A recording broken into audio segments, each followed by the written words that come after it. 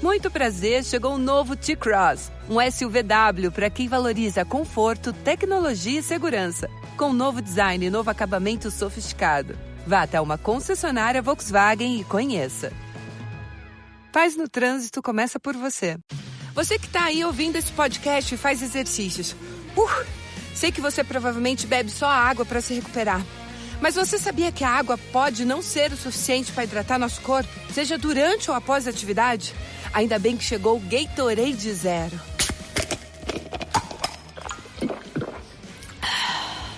Zero açúcares e com eletrólitos e vitaminas para te recuperar para a próxima rodada. Experimente o novo Gatorade Zero.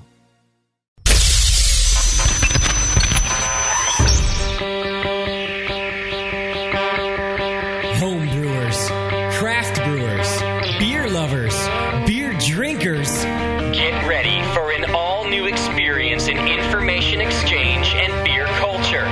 Your only source for live beer radio that brings expert brewers from around the globe right to your home. You're not just listening to broadcasters, it's the brewcasters On the Brewing Network.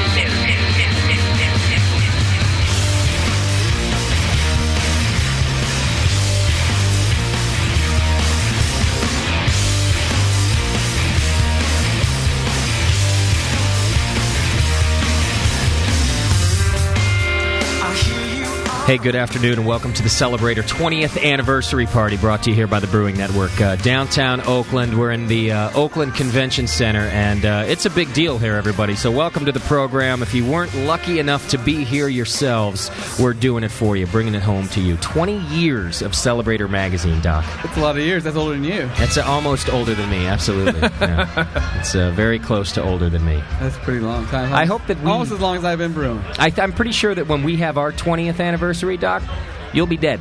That'd be a good thing. We'll have you stuffed and sitting in that same chair that you're in there. Yeah. As long as I got wheels on me, you can wheel me around. You will have been dead for a long, long time. Oh, yeah. So, with a nice thumbs-up pose. Still drinking after all this death. Yeah. Of course, you can put one in my hand. But the Celebrator, not dead at all, alive and well and celebrating 20 years here in downtown Oakland at the Oakland Convention Center.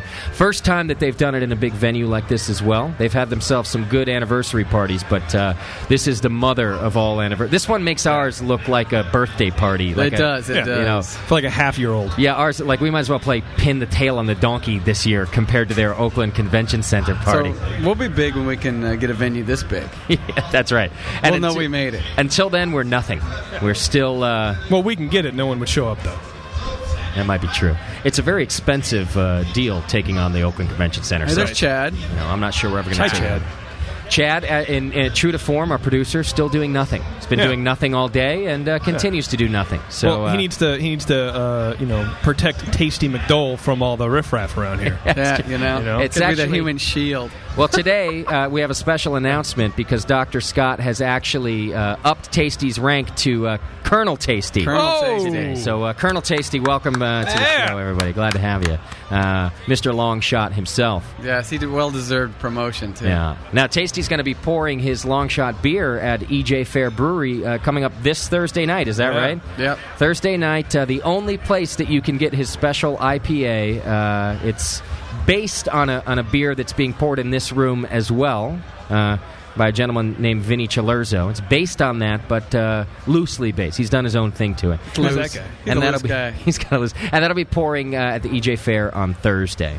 So, but today we're here to celebrate with Celebrator 20 years of beer news, and it's really it's momentous. I mean, this is a kind of achievement that not many people in the beer world have been able to hit. No, especially when you look at the fluctuations in the industry. Yeah, ups and downs, and 20 years to be around reporting on the beer scene that long, you're doing something right. Yeah, absolutely. Hey, Chad. Hey, Chad, wake up. Chad. Get to work on some guests for me. Celebrator Beer News. There's a Zydeco band in the background, by the way, too. You got jazz and Zydeco all the time. So if you hear music in the background, it's not Doc's. It's not your head, Doc. No, it's not the pills. I thought I was listening. Hey, It's a Woody Allen movie going on the back. He thought it was the Vicodin kicking in. Yes. Don't drag him by the collar, Chad. He can walk on his own. Come on. What the hell's wrong with you? We're getting one of the founders of Celebrator Beer News with us. Now, Tom Daldorf is the editor and publisher, and we're going to get to talk to him later. But 20 years ago, there was another gentleman that started this whole thing out for us. And please introduce yourself to the entire world listening to this program today. I'm Brett Nichols.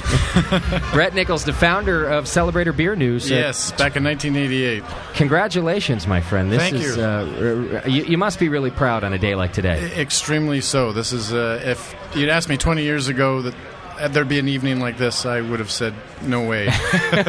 What was give me an idea of your vision 20 years ago? I mean, because even the craft beer scene back then was nothing like it is now. It was a lot smaller. There's no doubt about that. It was much smaller, but it was growing quickly. Okay. And we saw the need for brewers to have some sort of an outlet that would bind the whole industry together in some way, shape, or form, and that's what we tried to do. Right. But we played it issue by issue and hoped for the best, and it turned out to be great. I mean, when I handed the reins over to Tom Daldorf, it was a fairly established paper, and it was something that people seemed to know a lot about by the time we handed it over, and I was more than thrilled to be a part of that whole business. It was a fantastic business. I got to say that before I knew beer magazines existed, I knew about Celebrator. It was the first one that I would pick up. I mean, I'm from here, so that it was the first helped. Brews paper. It was what we called it, Brews paper. Okay. And it was the first one, and so we got to be pioneers that way, along with the other pioneers in the beer business. Sure.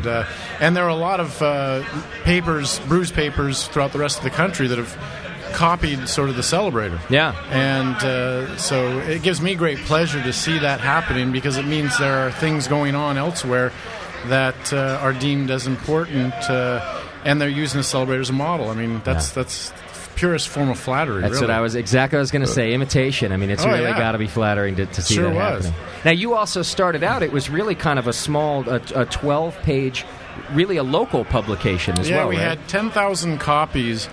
The first issue, and that was it. And they sold out within about 3 weeks. Oh, is that right? And it was supposed to last 2 months. Wow, that's pretty And good. it lasted a long time. I was, I was amazed that in 3 weeks it was gone. You had I no thought idea it would be so... no idea. In fact, I was really kind of worried that this was going to be a bomb. Really? But you know what really helped us was a woman named Judy Ashworth. Okay. From the Old Lions Brewery in Sunol and then later in Dublin. She was instrumental in helping us in making that paper reality. Really? We met her in Chico at a place called the Saxton Brewery, which no longer exists. And we just happened to be there at the same time, and I told her about my idea of trying to start up a paper, and she was right into it. But after she told us, yeah, come on down, because I was living in Vancouver in Canada at the time. Okay. And she said, Traitor. She said, come on down and open this... this paper, do it, And then I heard later that after she had told us this, she was really worried that, what have I done to these poor Canadians? Yeah.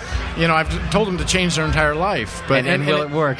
And it did change our entire life, but for the good, and it worked out. We had the first Celebrator issue distributed at in a sense, sort of a wake for the Lions Brewery, which had burnt down just months before. Okay. And all the brewers were there, and so it was the best opening for our paper. Really kind of fate. What a perfect timing to... I mean, it was sad that it was on the back of a brewery that had burnt down. But everybody was there trying to support Judy and resurrecting her Lions Brewery.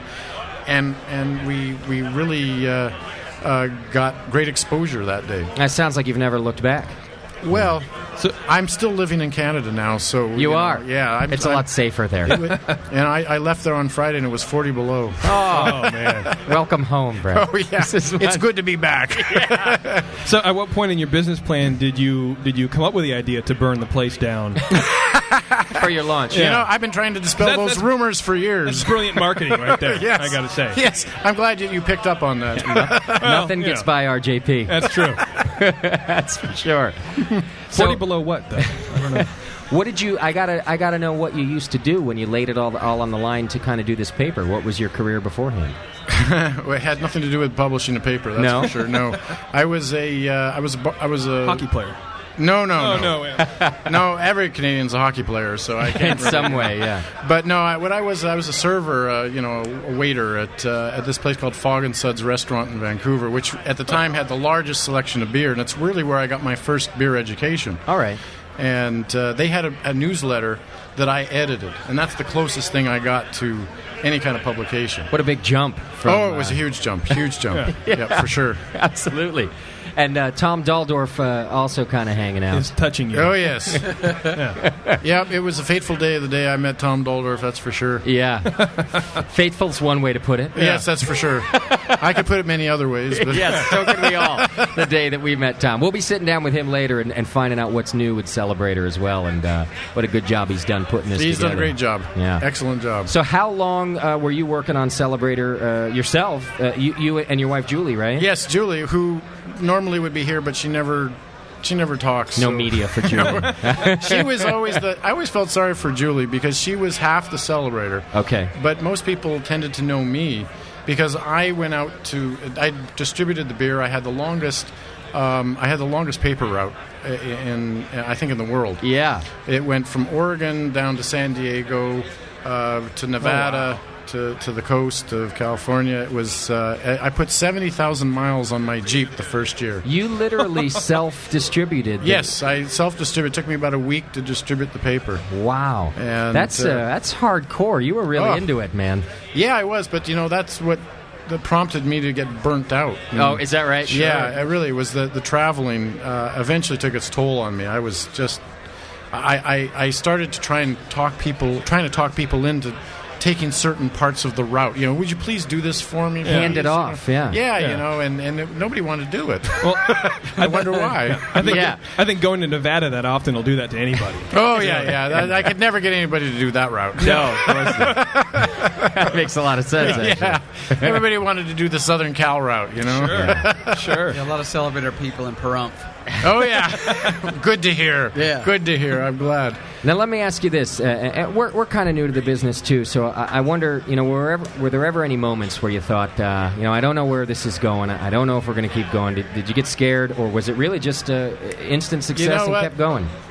Before the paper was released on February 14th of 1988, I was terrified. Really? I had borrowed $5,000 from my grandmother, and that was what we started the Celebrator with. Yeah. And I was really worried that I'd go back to her and say, look, it's going to be a long time till I can pay you back. Yeah. That's a lot of night shifts, man. Oh, yeah. I was thinking, it's going to be McDonald's, flipping burgers or something, But after that first issue was released on that day, and the brewers were so supportive. The other beer people were so supportive. I thought, there's hope for this. And as the months went on, I was just totally blown away that it got the response that it did. It was really heartwarming. You got to be proud of that. I was extremely proud, and I'm proud to be here today. I just am blown away. I mean, like I say, you asked me 20 years ago, I never would have thought there'd be a day like this. Sure. No way. Sure. It just blows me away, and especially to come down from Canada to California and see the response and seeing all these people here just is something else. I can't even put into words. It just blows me away. I don't think I'd be able to either, to be honest. It's not just that these people are here because it's a great festival, but Celebrators impacted a lot of lives, not just the professionals, but the enthusiasts. Well, I've already signed a couple of the Really? very first issue. I've had some people come in and ask me to sign them, and it's the closest I guess I'll ever get to being a rock star. So That's it's right. like, oh, dude, sure, I'll sign it. And, I'll see if I can get a bra thrown at you later. yeah, really. I've been waiting. Laid. Yeah, I've been waiting. Chad, whip out your bra, buddy. Yeah, absolutely. No doubt. Well, I got to say congratulations, and I got to say thanks too, because it's been a pleasure. I really appreciate this. I wasn't expecting this, and this whole thing has been just something I wish I could put into words, because I just feel an extreme warmth that so many of these people have come down to give their sort of honor and respect to a paper that's, to me, I think has really helped the beer business out. I think there's no other way biased, to say it. but, for sure. I think I got to congratulate Tom Daldor for, when I handed the baton off to him, he ran with it faster than Jesse Owens. He did a great job with it, and I'm so glad that I met him and was able to hand it off to him. How did that happen, if you don't mind telling me that? Well, we had a few people who had approached us that were interested in buying the paper, and I just didn't feel comfortable about that. And Tom, I had known Tom for quite some time prior. In fact, we were doing the old cut and paste method of the paper. Oh, yeah. Tom, about a year before I sold it to him, came to me and said, "Look, I've got this brand new Mac. You've got to do it on the computer. You've got to do it. It's the greatest thing." And he was a Mac enthusiast, one of the earliest, Yeah. And so I was intrigued by this, and so Tom basically helped us move it to the computer instead of the old cut and paste method. Okay. And so he saw that I was getting burnt out, and Julie and I were getting to a stage where the paper needed to grow, but we didn't have quite the resources to grow it where it could go.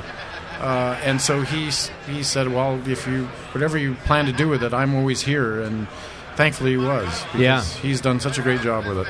Well, that's really a smart move, too, and sometimes it's hard to let go of the reins. It was, because for me, Julie and I never had any kids, but that was sort of our kid, you know, and so, I've always watched the paper over the years and watched it grow and felt very proud, like a parent, that this is something that we started and now has gone to finishing school. Yeah, it's grown up. Yes. It's 20 now. It can't drink yet. No, it can't drink yet, but I can. That's all that matters. Well, next year will be one hell of a party, I'm sure, when Celebrator's allowed to drink. Yeah, I hope they let me out of Canada. I hope so, too. Well, Brett, I got to say thanks, not just for sitting down with us, but really thanks for starting this whole thing. You kind of broke ground, and you've allowed the rest of us to get in on this. Well, I appreciate it. It's nice to have been somebody who did break some ground. It's nice to be remembered for something. You got to have it. What's your life like now, Brett? What are you doing? Oh, well, it's hardly as exciting as with the Celebrator. Yeah? You're not back to serving, I assume. No. I'm a professor at a university in Canada. Oh, you are? Yes. And what do you teach? I teach Native Studies, on Indian people, Okay. Native Canadians. Native Canadians, yes, exactly. Yep. I can tell you all about how they say A and or why. And why, yeah. There's really no reason why. It doesn't exist. That must be a short lesson plan. Very short. My classes are the shortest on campus. Fantastic. Well, thanks again, Brett. I appreciate it. And we're going to talk to a lot of the journalists that have worked for you over the years as we go today. I look forward to hearing that. Let me tell you, there's been some great people who work for the Celebrator. I'm going to get some dirt. Don't you worry. I want to hear it, yeah. Find out all about it. Okay, right. Thanks a lot. Huh? Thanks, Brett. I really appreciate it. The founder of Celebrator Beer News right there sitting down with us, and this is his party, really. So I appreciate that. That's fantastic. And we got a long party ahead of us as well. Lots of people in the room and lots of different people to talk to. Hopefully. Assuming that Chad has done anything to make them sit down with us. Yes, that's you, Chad. I think we've got Pete Schlossberg. He's going to come sit down with us. You guys remember him from a previous show. He is the Pete. When we say Pete, we know who Pete is. There's no other Pete. There's only one Pete. Instead of Sneaky Pete. Sneaky Pete. That's Stinky Pete. I don't know. It's a very different thing. Never get those two right. We're going to have Zydeco bands in here later on. We're going to be competing with that, Doc. Oh, good. Oh. And Doc's here in a wheelchair. So I think we're going to have to do the wheelchair guy dance with you a little bit later on. You know that one. Whether you like it or not. That's bad enough I'm the short guy. Now I'm the short guy in the wheelchair. Yeah. You know that nobody in the wheelchair ever likes the wheelchair guy dance. It's always their friends that like it. Dan! It'll be fun. Am I get to do this at Sammy's wedding next week? Yes, absolutely. Well, here's the rumor. Check this out. I had to fight to get that wheelchair out of the hotel for you. And the rumor is that that's the same wheelchair they pushed Michael Jordan in when he used to play for, I'm drawing a blank. No, his collegiate days. He was here for an NC2A tournament. And why would he need a wheelchair? I think he had hurt his ankle. Had a little injury. Because he's lazy. I don't know. He's just a lazy guy. They pushed him around in that very chair. Not working so good. Is that why they didn't want to give it up? That's why they didn't want to give it. Can you feel Jordan's presence? No. It doesn't make you want to jump and shoot a basket or anything like that? No, but it does move pretty good. It does? It's pretty nimble? That is. Fantastic. I feel 10 years younger. And the other exciting news today is that Doc has fallen off the wagon for today's program. Yeah. No, he didn't hurt anything. Don't worry. Yeah. But I'm This is the back. first time. I got to test the grounds here. I got to make sure that I can actually drink. But you haven't really had drinks since the night of the injury. No, not really. No. Although you did pretty well that night, so you kind of made up for it. Yeah. But this is the first time you've been able to have beer, and what a great place to do it. Anything to speak of that you've tasted today? The La Folie's really nice. New Belgium's La Folie. Yeah. Oh, man. We don't get that out here. Not at all. It was nice to. And they're pouring it today. That. And this is the great thing about the fest, too. There's 35 different breweries pouring here today from all over the place. And La Folie is definitely one of those beers that we don't often get to taste. Yeah, and they got at least 2 beers each. Very nice. And sometimes many more. All right, welcome back to the program, Mr. Pete Schlossberg. Pete, how are you, my friend? Doing great. How are you? I'm doing great. I'm glad to have you. Saw you over there. I had to have Chad track you down. Well, no problem. It's great to have a lot of good beers around. It's been many months since I've had this variety. Is that right? Yeah. What have you been doing? My wife and I went to Argentina to learn Spanish and learn more about Buenos Aires and the country of Argentina. And how did your Spanish lessons go? Muy bien. Is that right? All right. I don't know what that means. That means not very good at all. I see. Yeah. No, it's... if he tells you you're muy bonita. Thank you, Pete. Yeah, Or muy caliente, whichever works. Sure you guys had a good time? Yeah, but the beer culture there is pretty much basic lagers. What were you drinking? Can you name any of them? Well, Quilmes is the basic monopoly. And so that's a commercial beer, but the home brewers, I got involved with the Home Brew Club of Buenos Aires, and we actually, 3 weeks ago, we brewed a Belgian triple. Oh, really? Oh. I got a formula from Sean at 21st Amendment for his double triple. Nice. And but they didn't have all the ingredients down there, so we just did a variant between a Belgian triple and this double triple. It was great. Did you tell them about the Brewing Network? Absolutely. I'm sure you did, Pete. yeah. That was first on his list, I think. Yeah. We do have a guy in Brazil listening to us. Yeah. I don't think we have anybody in Argentina. But it's great. I brought about 2 dozen beers down with me, from Dogfish Head 120 to Vinny Sour Beers to Lost Abbey, and it's great. What did they think of those? Received down there? Number one, they had only read about these things because the beer culture down there in general, the micros and the brew pubs are doing fantastic IPAs and Bocks and porters and stouts, but nothing extreme. So all they've done is read about them, and to actually taste them, they just got blown away. Really? So they were certainly impressed. Were their palates ready for it, or did they think they were awful? The high alcohol beers, yes. The wood and the sour, no. Not so much. No. Did they ask you what was wrong with the sour beer? They just said, look, we're 20 years behind you. We'll get there. But give us time. Give us 20 years. Yeah. Well, that makes sense, too. You do have to grow into that stuff. Yeah. You can't start with it. That's for sure. But today, I must admit, we're doing a beer to raise money for bone cancer research. Tell us about beer. it. And Dan Del Grande was kind enough to brew it for us. Over at Bison, right? Yep, at Bison. And last year we did an imperial version of Wicked Ale.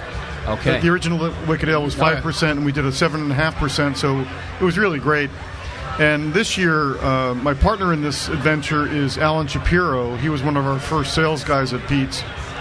And he was good friends with this woman, Virginia McLean, who passed away from bone cancer about 6 months ago. Yeah. And Virginia and Alan had a really tight relationship. And anytime Alan came to the Bay Area, they would go to Max's Opera Cafe, the deli. Uh-huh. And about 15 years ago at Pete's, we came out with a beer called Multigrain, which was started out as a rye beer but got extended into other grains. But one of the experiments we did 15 years ago, I asked our brewmaster Pat, I love rye bread. I went to school in New York City. I love the delis of New York. Yeah. Can you make me a liquid rye bread? Really? So Pat did a test brew of a rye beer with caraway seeds, and it was great.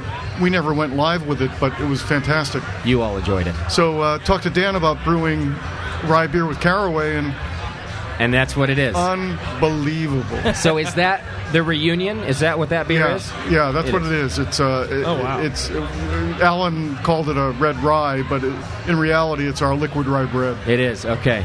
Fantastic. All I need is, you have any pastrami or Strawberry? I have mustard on the rim. I got some in my bag. It's a little, little JP funky, never but- leaves home without pastrami, Yeah. Pete. So, But yeah, come over and try it. It's absolutely fabulous. I will. I really will. And I'm really glad that you guys are donating the proceeds to the research also. We raised $100,000 with last year's program. Are you kidding me? 100,000. Amazing. Was it the same beer last year? Oh, last year it was the Imperial version of Pete's Wicked That's Ale. what it was. Now, that's the one I've had. I've not had this year's, but I did have the Imperial version of last year then. I did that. $100,000. That's fantastic. I appreciate that you guys are doing that. Cheers to you. Cheers to a good program. Yeah, you got to do that. What's going on with you now, Pete? Are you just living the good life? Well, who knows what tomorrow will bring, but it's hard not to keep busy. So You're an idea guy. I know you got something going on. I want to learn how to dunk, but I'm not sure I can do that. Want to use my wheelchair? Yeah, that's Michael Jordan's wheelchair right there if you want to try that. You might get some 20-year-old sweat rubbed off you, and you can fly through the air. But it was funny. I got involved with a pickup game in Argentina with some guys, and it's funny the difference in basketball between there and here. Yeah. I play 3 or 4 days a week here. Do you? And look at healthy Pete. Yeah. I'm lucky I move anymore, Pete. But it's a great excuse to drink beer. That's true. Here, you pass the ball, you get open, you shoot, you pass the ball. Down there, it's run and gun. It's just a whole drive to the hole. whole different game. Yeah. And so did you get it? Did you pick up a game while you were down there? Yeah, twice a week, Tuesdays You and did? Thursdays. And yeah. did you get? Was it kind of rough on you?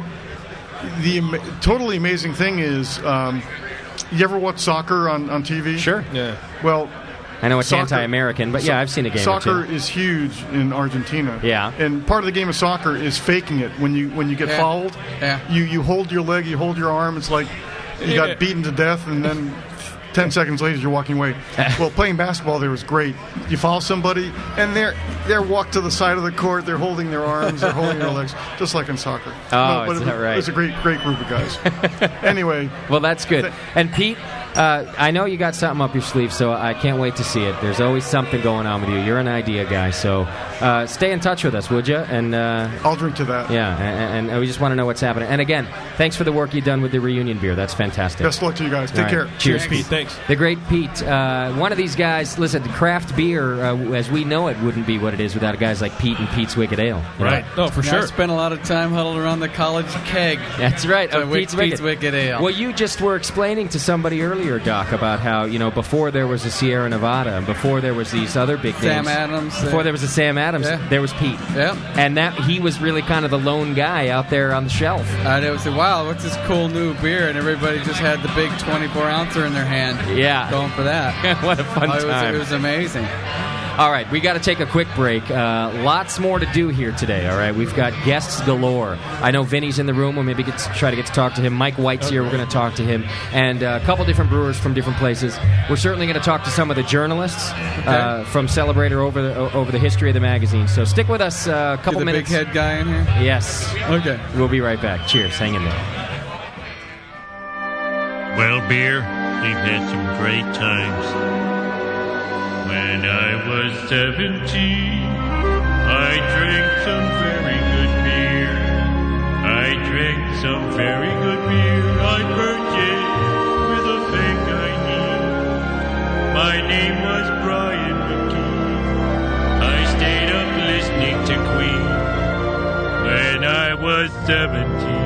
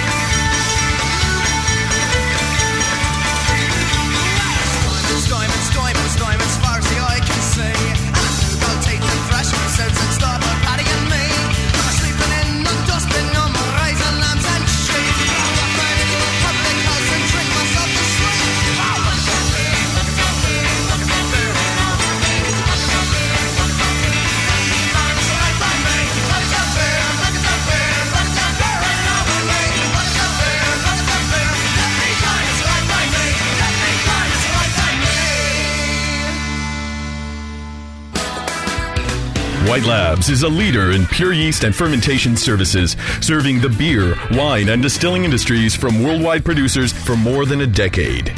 White Labs has 3 all-new vials for you to pitch this year, home brewers, so fire up your kettles, fill up your fermenters, and get ready for Cry Havoc, the signature yeast strain from Charlie Papazian. This yeast can ferment both ales and lagers and is great for bottle conditioning too. Second, a cream ale blend of ale and lager yeast strains. This blend creates a clean, crisp, light American lager-style ale. Last, a Belgian-style Saison ale yeast blend.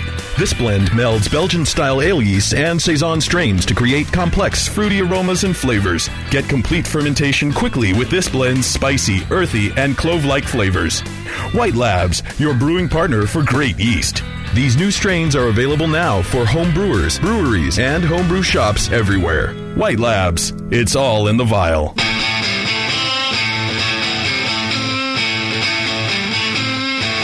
You're listening to the Brewing Network. Because like beer, radio shouldn't suck.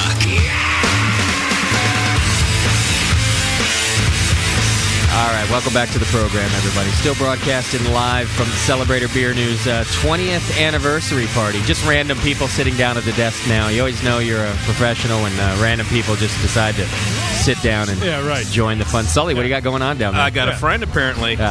Sully's now joining the program, and who's your friend, Sully? What's your friend? What's my name? What's your name? Hi, how are you guys? We're doing great. Great to see you guys. Thank you for coming to Oakland. Hey, I appreciate it. Thank you for being here. And what's your name? Thank you for having me. Yeah. Oh, you're well, welcome. you may officially not have had me yet. No, but not yet. No, the night is young. Not yet. Give me a couple more. Oh, poor JP. Oh, yeah, man. JP, we've always known you were a good six-pack. Yeah. You know, I'm glad I brought my shotgun. I'm going to put it in my mouth right now. And Jay Brooks, at a very opportune time, also joining us on the program. Welcome, Jay. Happily, I'm not sitting on anyone's lap. Just give it time. The night is young. Like JP says, a couple more beers. You know, and you might. Now, Jay obviously runs the Brookston Beer blog, and if you've not checked that out, you should. Is it brookstonbeerblog.com now? It's Brookston Beer Bulletin. Bulletin. Yeah, get that right, because I got that wrong once. Did you? Yeah, I think I introduced him to like 100 people as, as the blog guy. And he's like, no, it's a bulletin. Yeah. Jay Brooks from the 21a.com. It's like Justin. And he still walks with a limp now. Yeah, exactly. It's like Justin when people call your podcast. Yeah, I know. I feel your pain. You hate that podcast. I do. It's not a podcast. It's a live program. It's a live program. Except for today.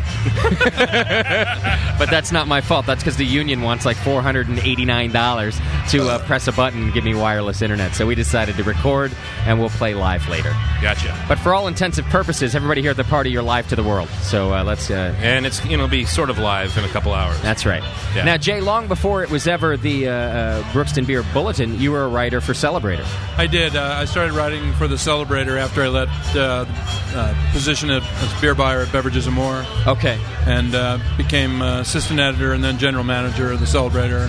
You were the GM of Celebrator, even. I was indeed. What does that mean exactly? I was Tom's left-hand man. Okay. He was the right hand, I was the left hand. I see. Does that mean you booked all his flights for all his departures? No, he did that himself. Okay. Or you'd sit on it and it'd go numb and call it the stranger.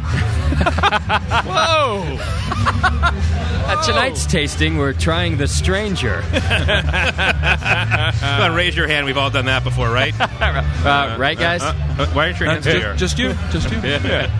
And now, you're still obviously a beer writer, and you still write for Celebrator, among other things. I do, yes. And you also run the tastings in every issue. I still run the tastings. Yeah, I started those. They had done tastings before, but I started them in a more regular fashion when I started there. That was one of the first things that I did.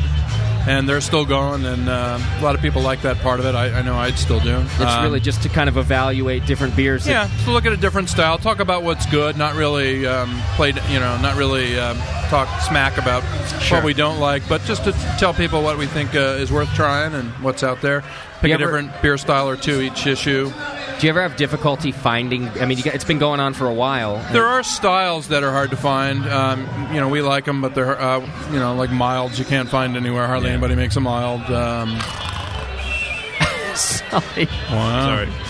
Obviously, he doesn't make a mild. Yeah, Sully doesn't make any mild. I love the mild style, actually. If he did, I might actually go there more. I'd make a really, really, really okay one. That's how it would have to be. This is the most okay mild I've ever had. All right. I did a tasting with you guys once. Yes, you did. I was invited, which was very nice of you. And Must have been a PR You're welcome move. to come back. Oh, is that right? Absolutely. I've actually gotten a call or two since then. I always get. You know what I am? I'm the somebody canceled guy. I get the call a half an hour before the tasting happens. They're like, "Well, Justin isn't doing anything. Let's call him." That's like when you have me on your show. Yeah, it's like Sully as a host. You're a permanent alternate. I appreciate that, actually.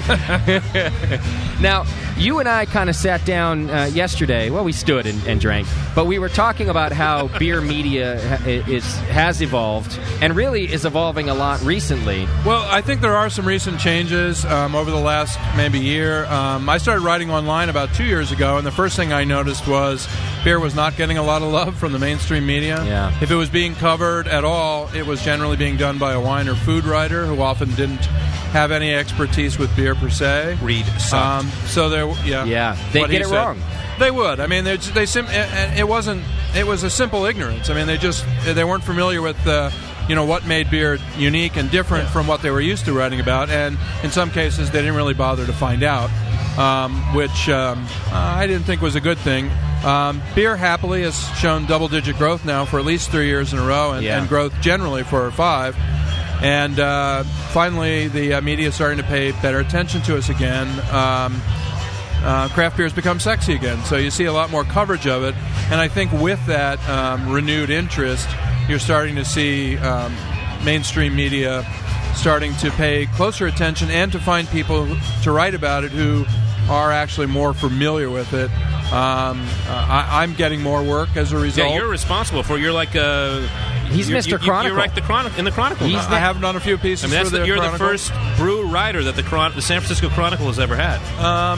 Let's say yes. Okay. As a real beer you guy, say so. you are, aren't you? Yeah, I'm certainly one of them. I don't want to say definitively I'm the only one, but but certainly recently I'm one of the few, and I'm happy to do it. I've actually enjoyed working with them, and it's been a good experience. I hope to like to do it more often. Yeah, you just had a piece this past week. Actually. I did. I had one on Friday on porters, and for Washington's birthday, George Washington loved porters. Yeah. I read the article. Slaves too, wasn't it?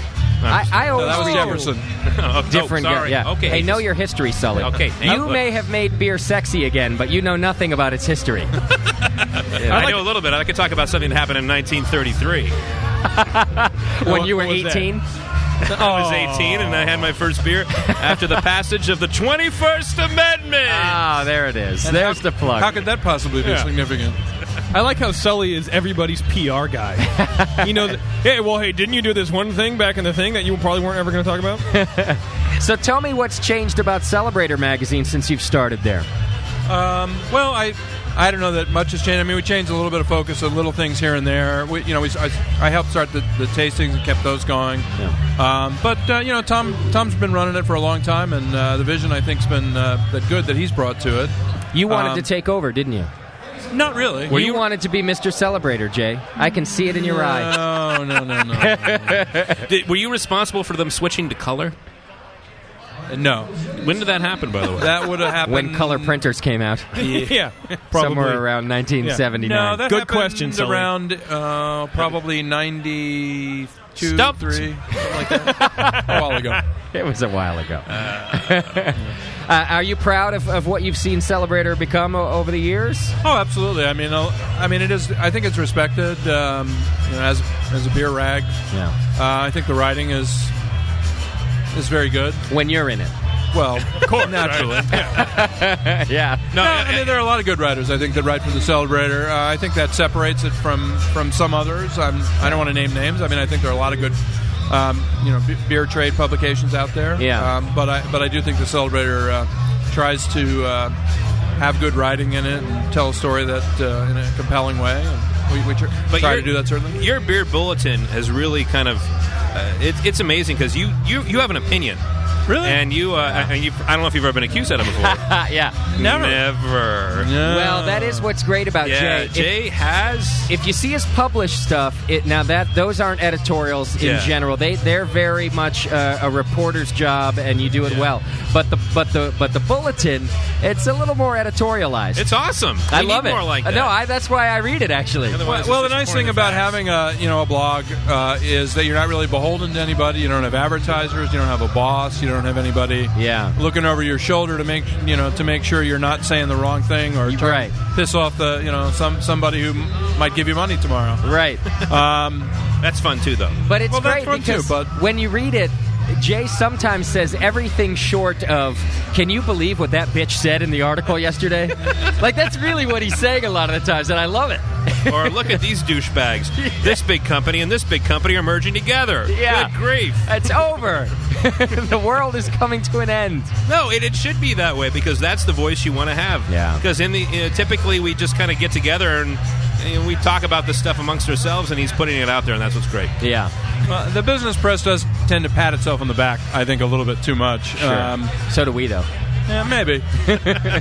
Good job, JP. Hey, thanks, man. But, you too. I think there is a lot of stuff out there about the way in which companies operate that isn't talked about by the press. I think they do a bad job of that. Yeah. Really, they take press releases and run with them, and I think sometimes they need to be analyzed and looked at for what they are. And they try at and least do that. sometimes press releases are put out as news items, and it's not a news item; it's a press release. Oh, absolutely. And they're too. It's amazing how clouded that gets every now and then. Oh, yeah. Like the war in Iraq. Oh, for instance. damn it! like the election that's happening. Yeah, Wait, there's an election happening? Yeah. Like watermelon wheat in a can. Wait a minute. Nobody would ever do that. Can you just read this press release, please? Please read this news item I have right here. San Francisco, California. Yeah. Sean O'Sullivan.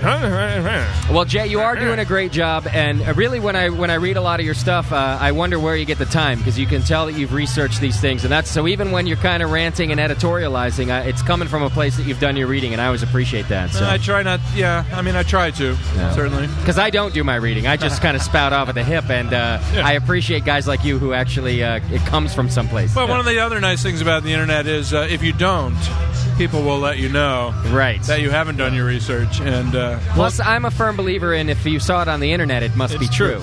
Well, Justin's lucky because no one responds to him. No one reads the shit that he says. I got a quick question for you, Jay, though. What kind of response do you get? Because you are kind of hard-hitting and kind of edgy. That's a cute word for saying opinionated about your topics. Do you ever hear back and people go like, "You're full of shit"? Yes.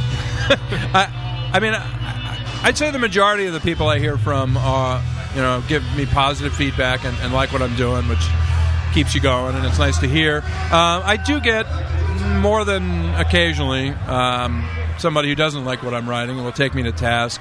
Certainly I get a few what I would call whack jobs who just really don't like what I've Somebody said. in Nebraska or Kansas. Give me their numbers, Jay. I'll take care of this. Take care of it right now. You're a friend of ours now, Jay. The BN Army can represent for you. Yeah, there's a few. A lot of the stuff I write about neo-prohibitionists and I've used, ever since I read about that phrase, I've used that in more conversations and all the little radio stuff I do. I got to admit that it's become one of my favorites too. I love it. Yeah, that and charcuterie. Call a spade a spade. I think that's what you have to do.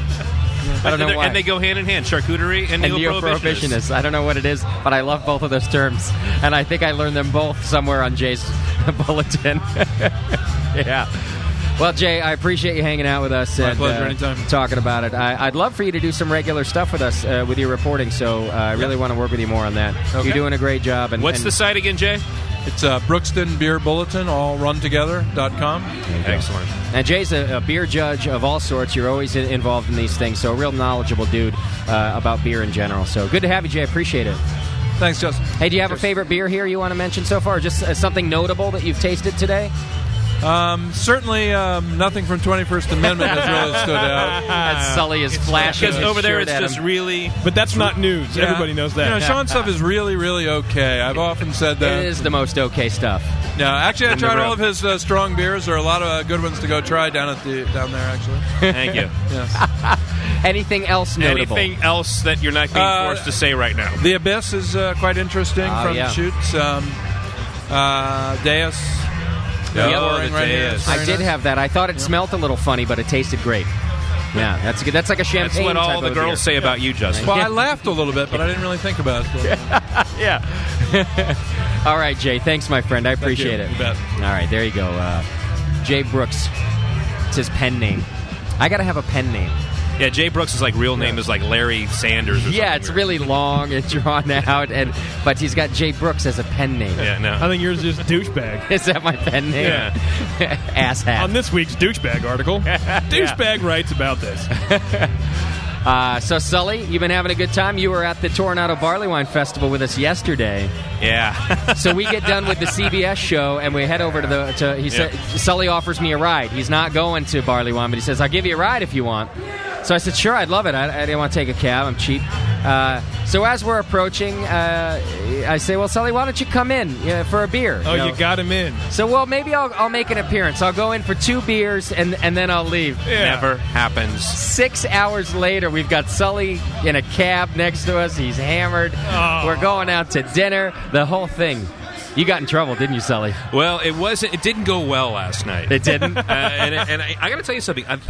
This is probably a thing about living in this day and age with text messaging. Uh-huh. You never, ever have a conversation with your girlfriend or your wife or whatever, your significant other, over text messaging. Especially when you're in trouble. It never goes well. Yeah, that was interesting. All right, more on that later. Thank we will you. update the rest of that later. Things are going well right now, though, so. All right, we're here with Eel River Brewing Company now, and you're going to have to help me with the last name because I'd hate to butcher it on you, but we're here with Ted Vivitson.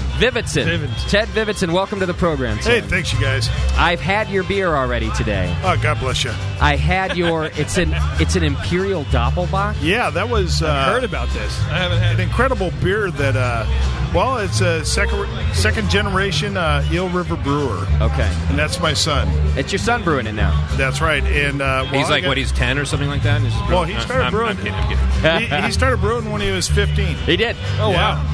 You know, God bless California. We don't have the laws that stop him from doing that. You're allowed to brew it, you're just not allowed to sample it. That's right. You can go die in Iraq, but you can... yeah, I know. You can also brew before then. I'm with you, Ted. I know what you're saying. But when he came to age, and he's been brewing since he was 15, and now he's 22, his big beer that he wanted to do with, and we have 4 brewers, his big beer was something different that nobody else has done before, and that was the Imperial Doppelbock. Yeah. And it's a huge, huge beer, and one of the things that we require from our new brewers is they do something that's technically hard. Okay.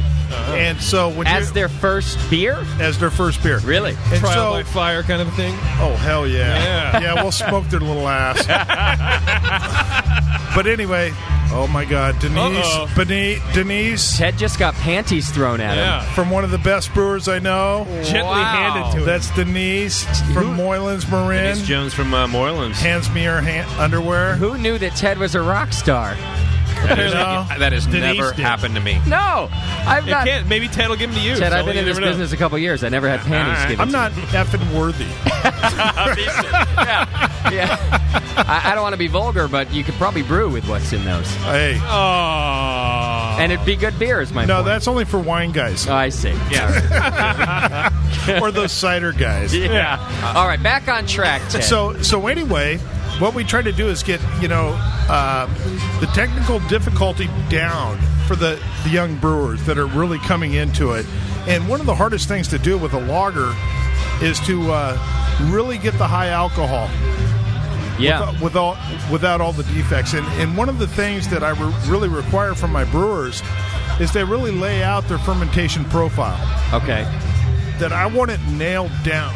I want it, your oxygen levels down when you transfer. I want everything coming together.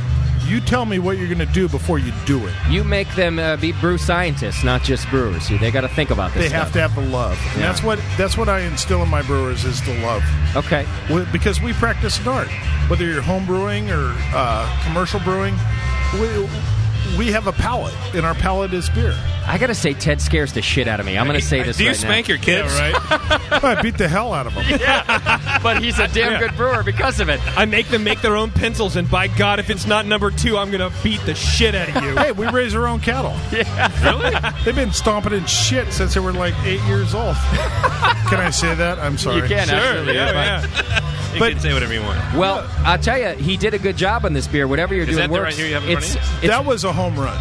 It's really, I got to say, for an imperial beer, it really dried out in the finish like it should. It did. It dried out so well. And that is because the yeast was healthy. It did its job all the way through the end. It's an incredible beer. What's the alcohol on that? It's 12%. See, you wouldn't even know that. I mean, no. It's a little bit cold right now, but it's so balanced, and there's a great malt profile to it.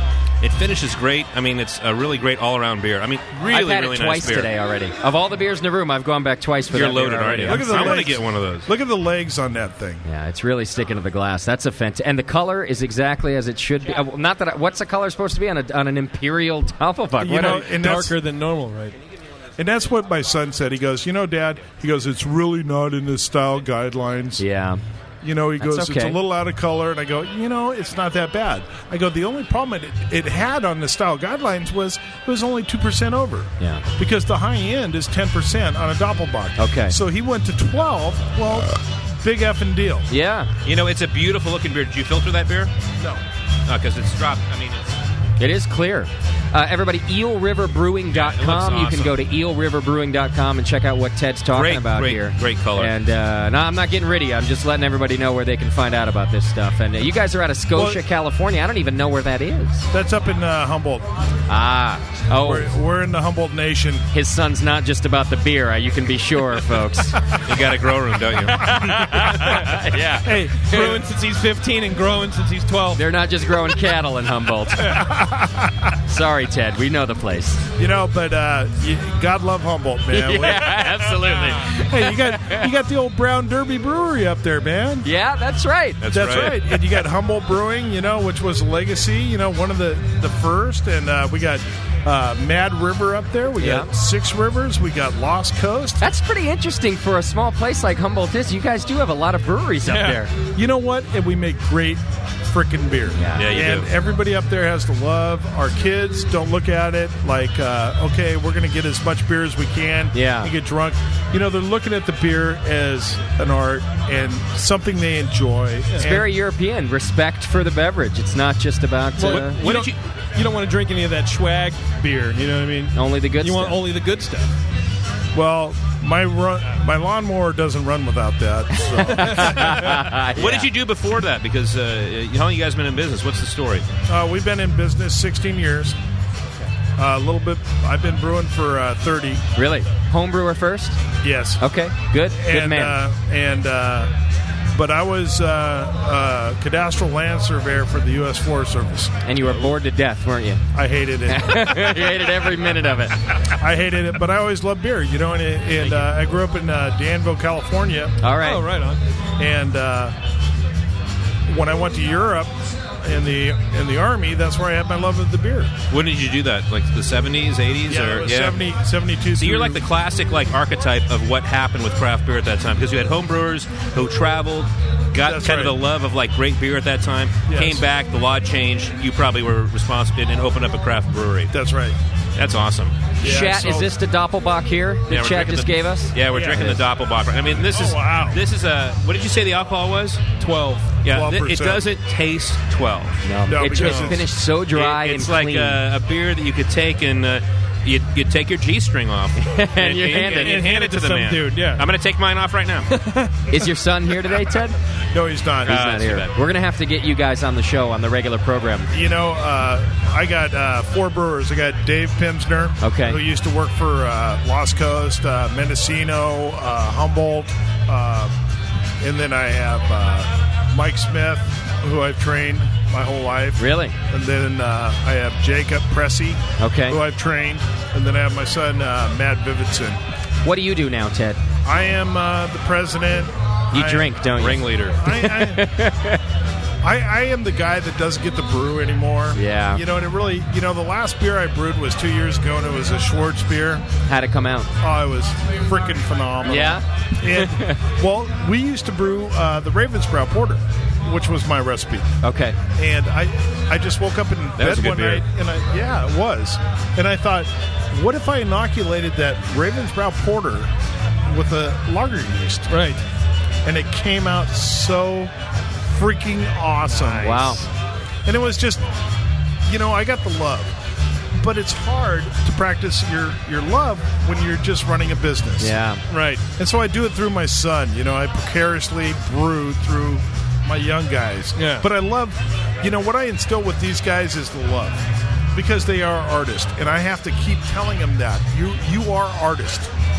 Everything you do is your perception and your the way you look at your art. Yeah. And how you're going to practice it. And, there's nothing bad. And I tell these young brewers, I said, you guys really got to get into it, even if you screw up. Yep. Sure. It's not Embrace that bad. those screw-ups. That's right. Yeah. Because it's not that bad. That's right. Yeah. And just enjoy what the hell you're doing. And that's what's, I taste some of these. I remember the first time I went to the American, the GABF, and there was so many crappy beers. Yeah. Oh, yeah. And I agree with you. I completely agree with you. I go this year, I'm hard-pressed to find a bad beer. Ton of great beers. It's really improving. Well, we've talked about how, when craft brewing really grew in the 90s and then started to fall apart, it was because of all these bad beers out there. That's right. And we've gotten rid of them.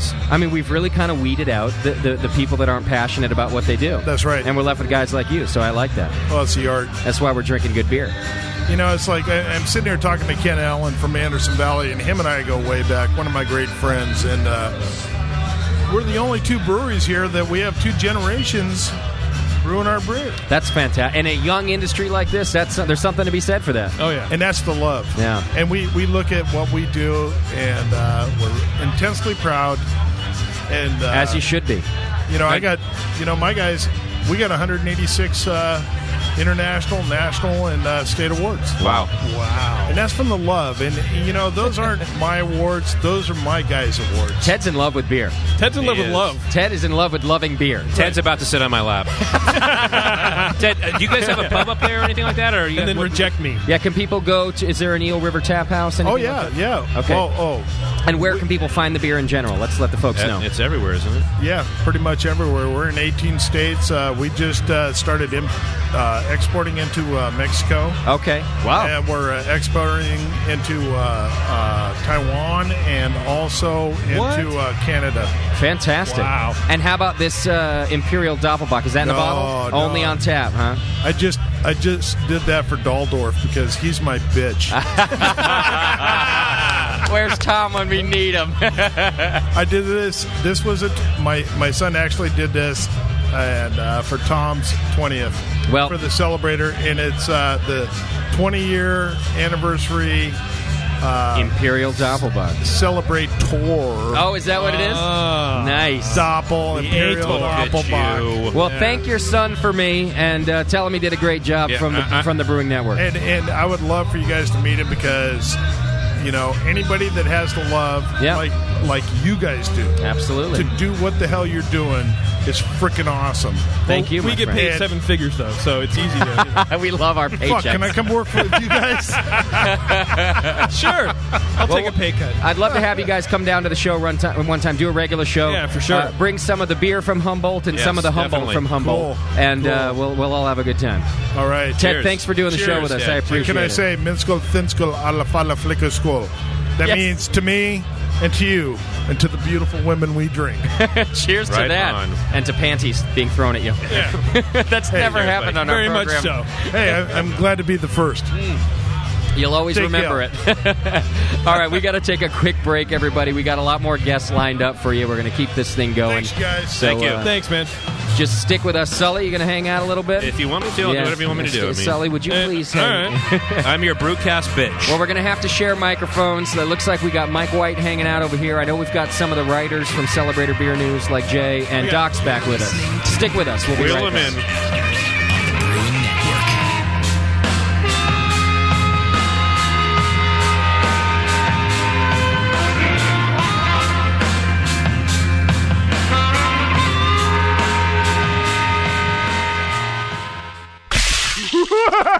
Oh, crap! It's the hop shortage. He's in the basement. Oh, please. My triple decocted Imperial Pilsner. It's all gone. We'll never brew again.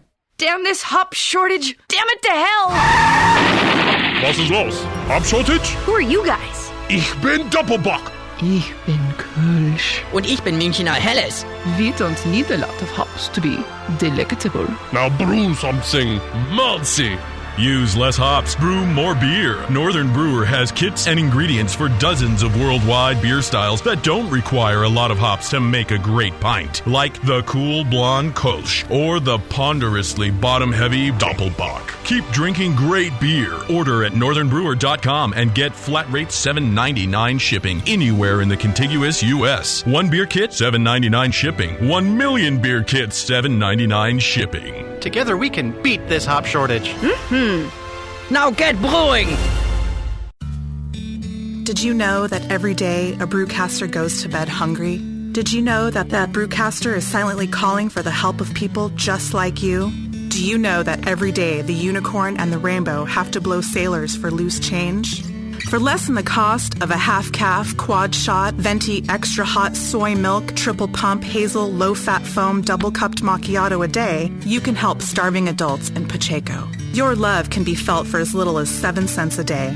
Visit thebrewingnetwork.com/donate to sign up today for as little as $2 a month. Private first class in the BN Army. Buy your way up the ranks as corporal, sergeant, ranger, or colonel with an easy-to-do monthly donation that keeps brewcasters alive and your favorite internet radio station broadcasting. No donation is too small to help those in need. Can't you find it in your heart to share your love with a brewcaster? In return, you will enjoy the wealth of knowledge that comes with every episode of the session, The Jameel Show, and yes, even that other show.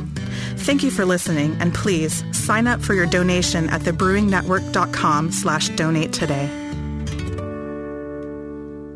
Hi, I'm Sean O'Sullivan, the brewmaster and co-founder of the 21st Amendment Brewery and Restaurant in San Francisco. 6 years ago, Nico Freccia and I opened the 21st Amendment on 2nd Street with the intent of bringing back the local neighborhood brew pub. Well, the neighborhood has really changed over the years, but the 21st Amendment still remains a great place for people to meet over a terrific meal and a tasty pint of beer. In the past, the only way you could enjoy the 21st Amendment's handcrafted beers was at the brew pub.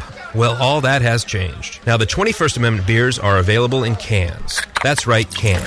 When was the last time you had a great beer in a can? Well, that day has come. We're offering our world-famous Watermelon Wheat and 21A IPA in cans. Cans are a better package than glass because cans keep the beer fresher longer, but you can also take cans to places where bottles can't go, like the beach, lake, golf courses, and sporting events. So join us in the revolution to take back the can from the big breweries and crack open a cold 21A craft beer in a can. The 21st Amendment, 563 2nd Street in San Francisco, just 2 blocks from Giants Park.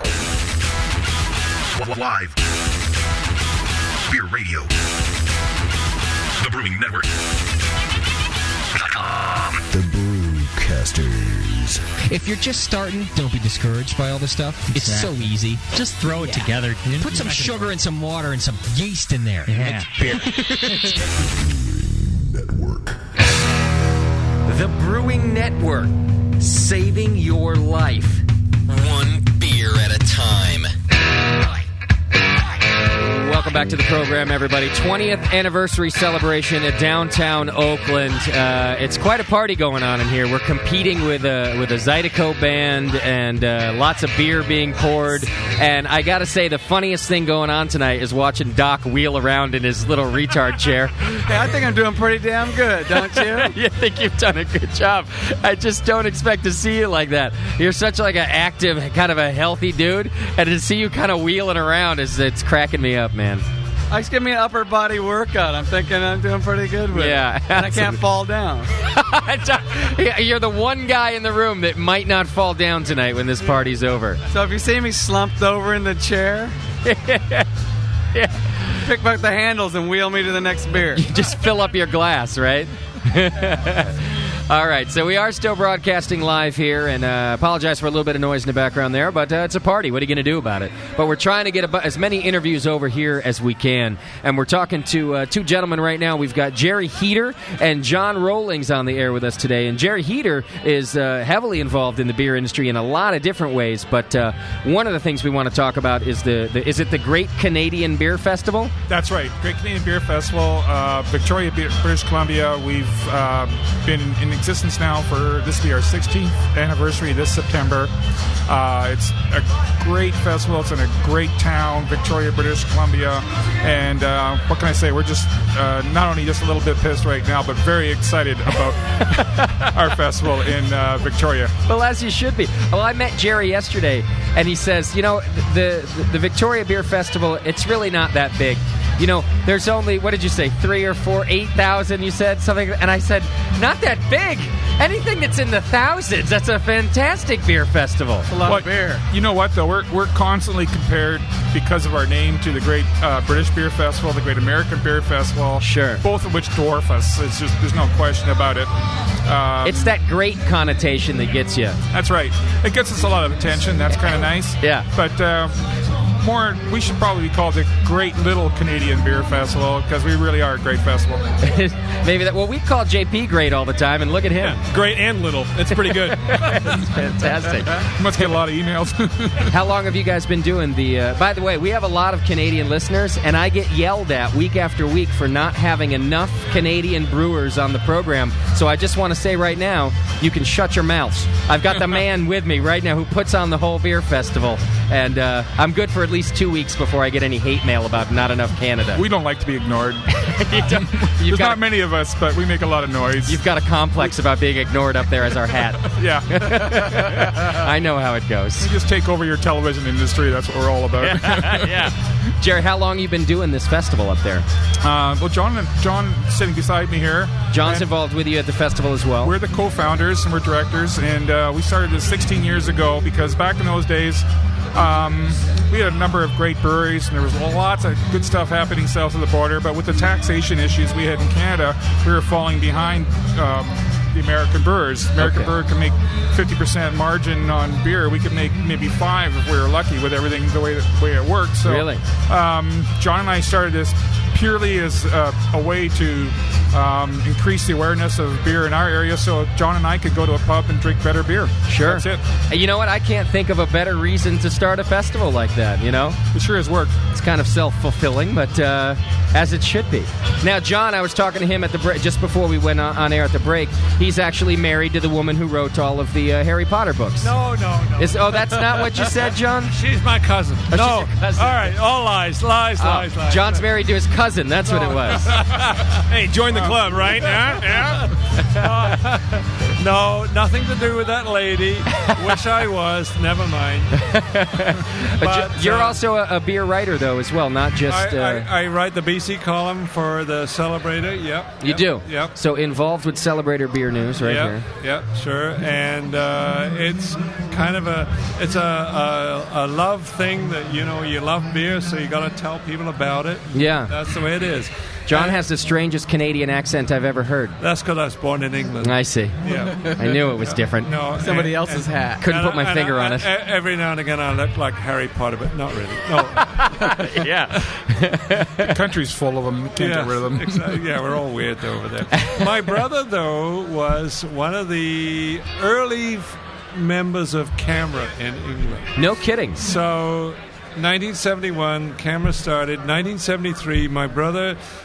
started in the east of England, a small branch in the town of Boston. Oh, nothing to do. No, we're talking England. Okay. Yeah. And he and a bunch of others got together and formed a branch. And every time we went to England, he said, "You got to try this beer, you know." What the hell?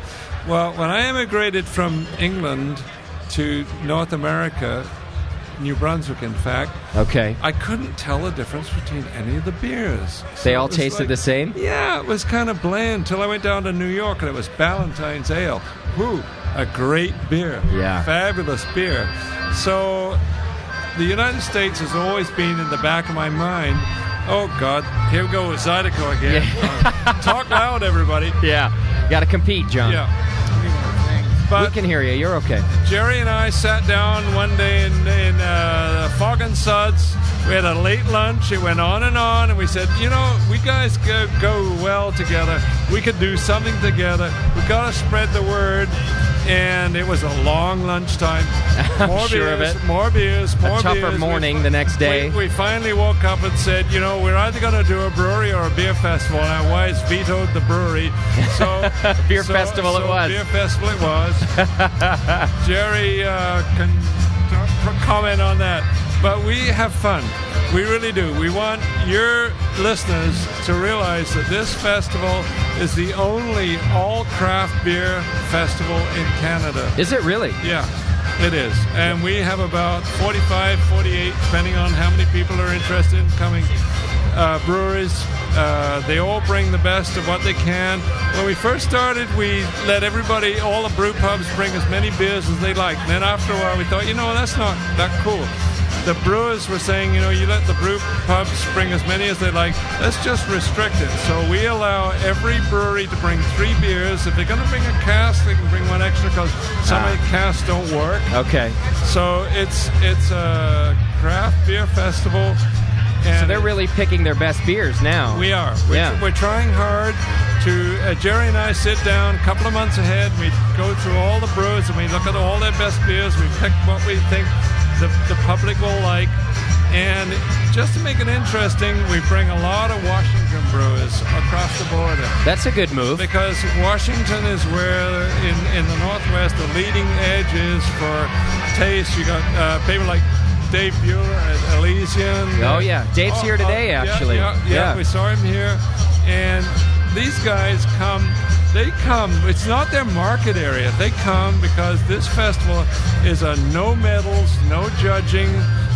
It's a brew fest for people to come and enjoy beer. Just celebrating beer. And I ain't going to take any more of Jerry's time because Jerry is going to tell you.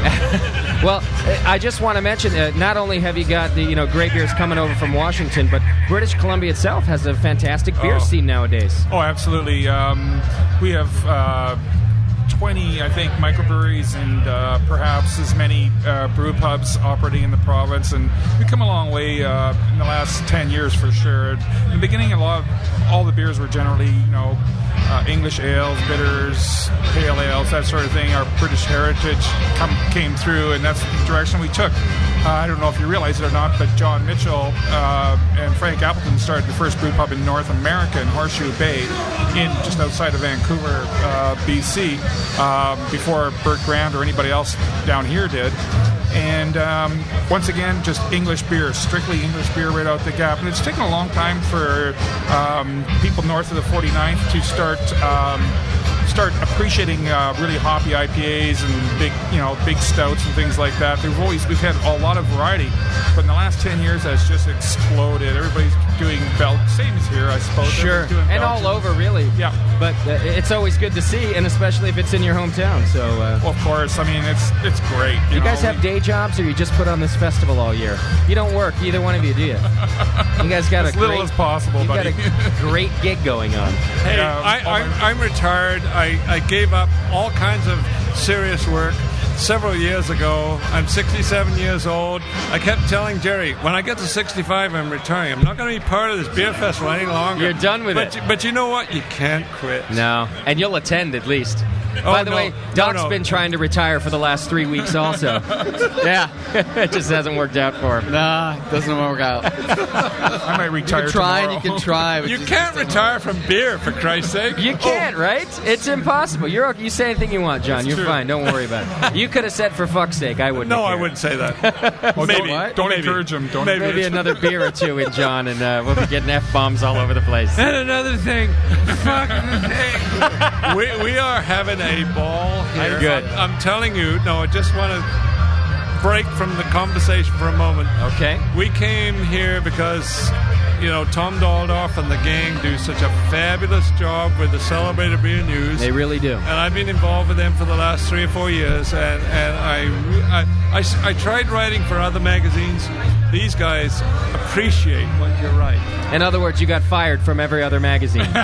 Well, you could say that, but I wouldn't. But seriously, though, I really, really feel that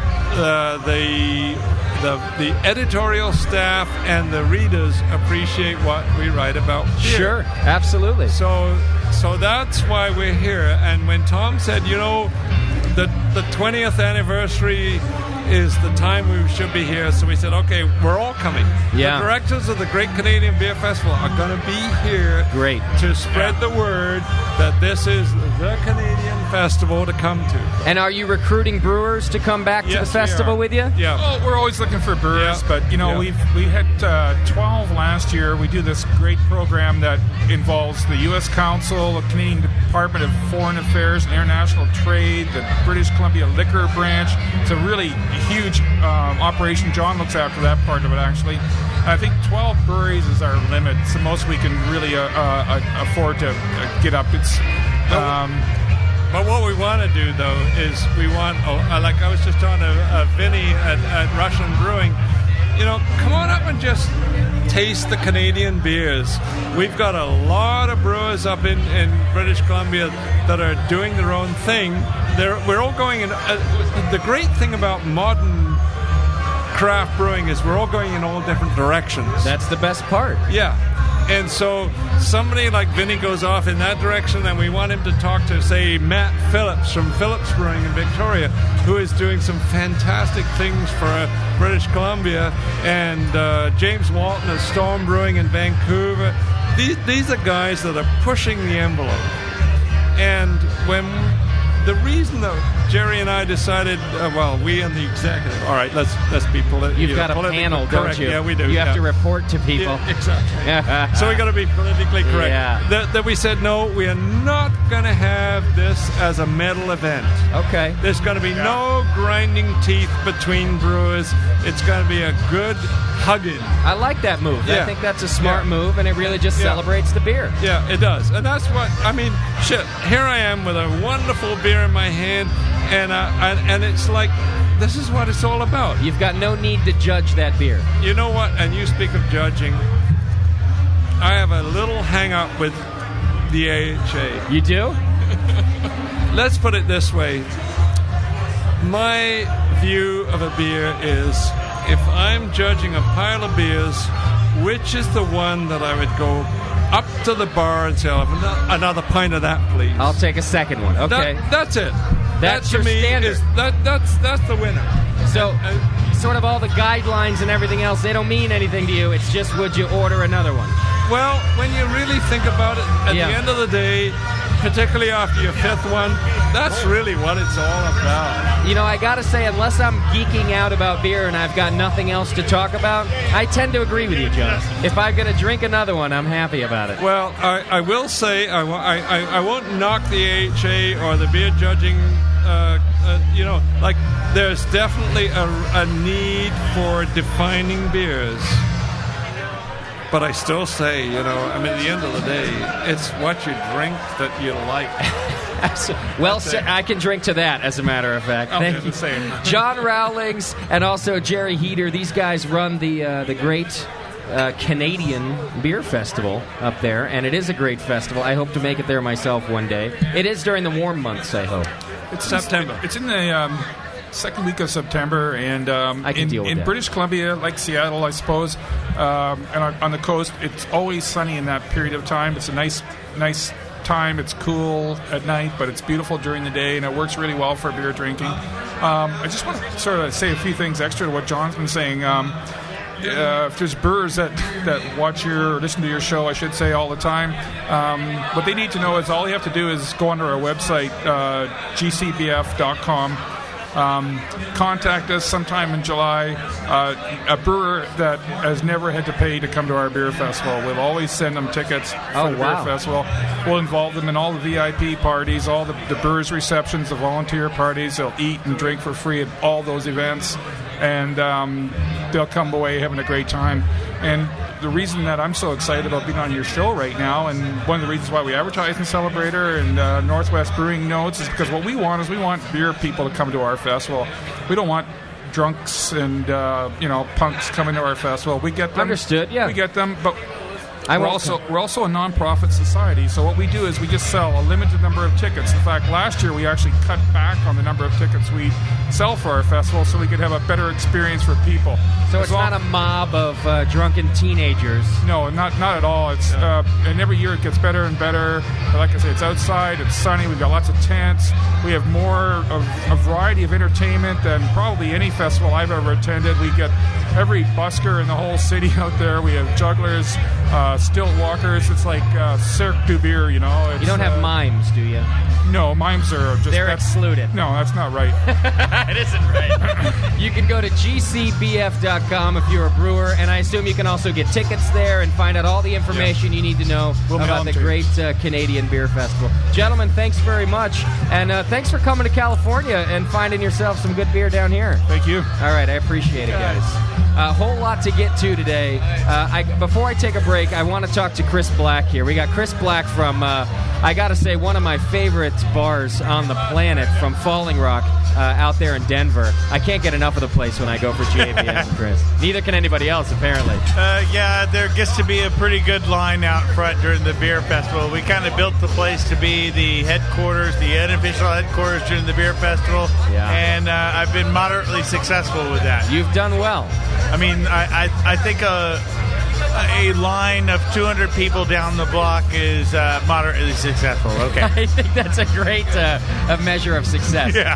Funny thing is, Chris, the first time I met you was actually the same week, Beerpalooza, a couple years ago. Totally, a couple of years ago. We had a phenomenal time. You like to come out for the Barley Wine Fest, which we were at yesterday. Oh, totally. It's always the same weekend, right around my birthday. Yeah. So my wife gives me the... that was a good one. I didn't do it. You were drinking barley wine. I know it. Okay, so it's right around my birthday, so my wife gives me a hall pass about every other time.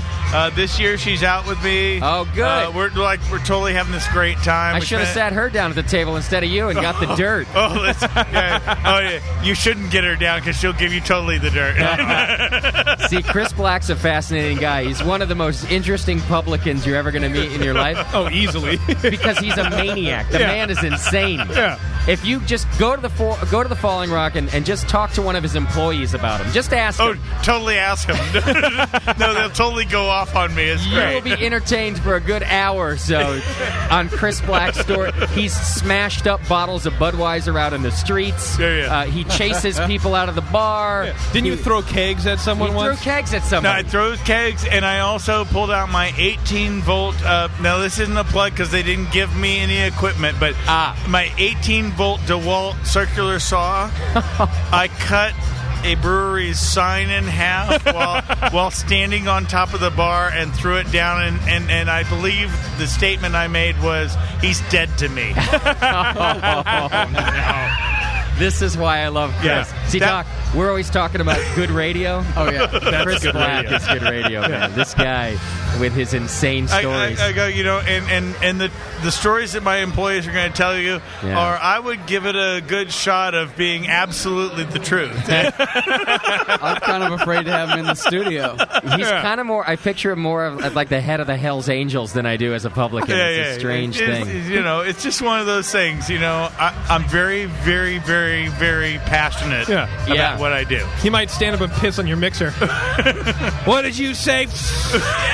Fuck you! And it'll pass out. I'm like really passionate about what I do. Yeah. And, my whole theory is that I just want you to make really good beer, and then I'm going to order it. Yeah. Sure. And then I'm going to pay for it. These aren't difficult standards here. No. Yeah. And then we repeat this whole process like over again, okay? Brew, pay, repeat. Yeah. And, right. What do you mean? It doesn't always go like that? Right. No. To put it in a really succinct way, no. How many taps do you have at the Falling Rock? Well, we advertise 69 because that seems to be a really good number that most people can remember. Weird. Something about it. Yeah. But we also actually have about 75 beers. But then people go, oh, well, wait, well, you got some ciders and you got a root beer. And I go, yeah. That's still a tap. Plus we have the root beer tap. Plus we have the couple of ciders. Plus we have a mead. Yeah. And a bottle list that's amazing. Yeah, about 130, 160. If you got to count them, you have insecurities, okay? And a lot of good scotches. You're looking at this the wrong way. Yeah. The number's not important. It's what you do with it, okay? It's not the size of the tap. It's how messed up you get after. If you know what I mean. Now, of course, you have to go through distributors in order to get all of these different beers. Yes. There was a distributor in Texas. Did you have any issues with? Didn't they shut down or something? No. There was a distributor that just sold out to the AB wholesaler. They became part of that network. Yeah. It was pretty interesting. They've heard what you've done. What's that? They've heard what you've done. No, well, the whole thing is I worked for that distributor for 8 of the worst months of my life, okay? Oh, you did? Yeah, sometimes I'll tell you how I really feel about it, okay? And, all right. But listen, the whole thing was I worked for him for 8 of the worst months of my life. Okay. Then I had to deal with them for another 5 years as being, a specialty beer, purchaser. And then I moved 1,100 miles away. And then the motherfuckers followed me up to Colorado just to make my life hell. Yeah. I think that was in the business plan. Yeah. I saw a copy of it. Oh, totally. Let's make Chris Black's life hell. Augie himself had something to do with it, I'll bet. They were in the boardroom. Where do we go now? Well, Chris is in Colorado. Let's go follow him up there. That guy. Let's make his life hell. Actually, it was a small independent wholesaler. I've dealt with him since 1983 or 84. Yeah. And then I went to work for him for 8 of the worst months of my life. So you liked it? Yeah. Someday, I'll erase it from my memory. I think I'll be dead about that time. But as long as you're not bitter about it. Right. Oh well, and then they bought out this wholesaler in Colorado, and they're like, oh, well, we're going to be better than that one. And I go, well, that's not overly challenging, but I gave them the benefit of the doubt. They showed up, and basically they did the same thing they've been doing since 1981 or 82. Which is it was a nightmare. It was a nightmare. Well, listen, you still got a bunch of great beer on tap. Oh, totally. You gotta lighten up, man. I don't want you to have a heart attack, Chris. You're one of my favorite guys to go see out there, and I'm going to hear about you one day. Your head will have exploded. No, see, the whole thing is I believe in venting early. Okay. And then it's fine later. And then let it go. Just let it go. Venting early, venting often. Yes, venting often is important. Yes. Because if you hold it in, it's just going to be a nightmare. You're just going to explode from the inside. And you'll end up like heart. JP here. What are you trying to... It's better if everybody has a little piece of it. Yeah. All right. Chris absolutely. Black from the Falling Rock. Is there a website people can check it out? Yeah, it's www, ChrisWhiteWithSheep.com. I mean, Falling Rock Tap House, or if you really don't feel like typing a whole bunch, it's FRTH, like FallingRockTapHouse.com. FAB.com. And you can check out what it is that Chris Black does there in Denver. It's Q7. Thanks, my brother. It's always good to talk to you. You have a good one, and enjoy your time here, man. We absolutely will. All right, a quick break. That's Chris Black from the Falling Rock Tap House. It's really an awesome place. If you go to GABF this year, it's the place to be. You got to do it. We're going to take a really fast break. When we come back, it looks like I got Matt Brynildson hanging out to talk to us. I got Vinny Cilurzo and maybe some of the beer writers. So stick with us. It's the Brewing Network, live from the Celebrator's 20th anniversary. You're listening to the Brewcasters. The Brewcasters on the Brewing Network.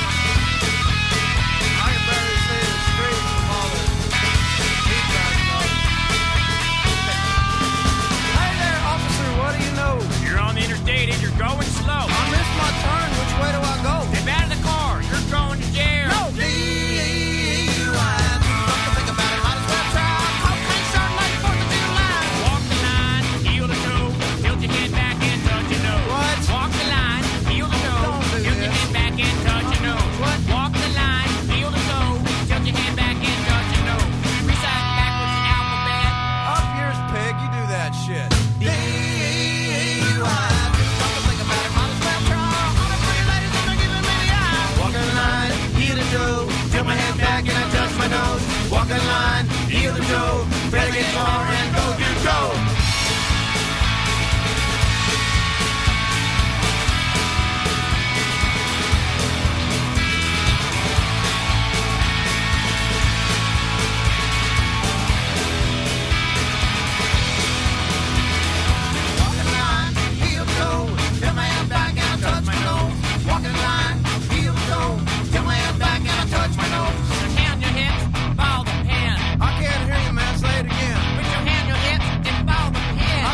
Sister in the back of my van. Put your hand on your hips and fall the night. Sir, just want to go home tonight.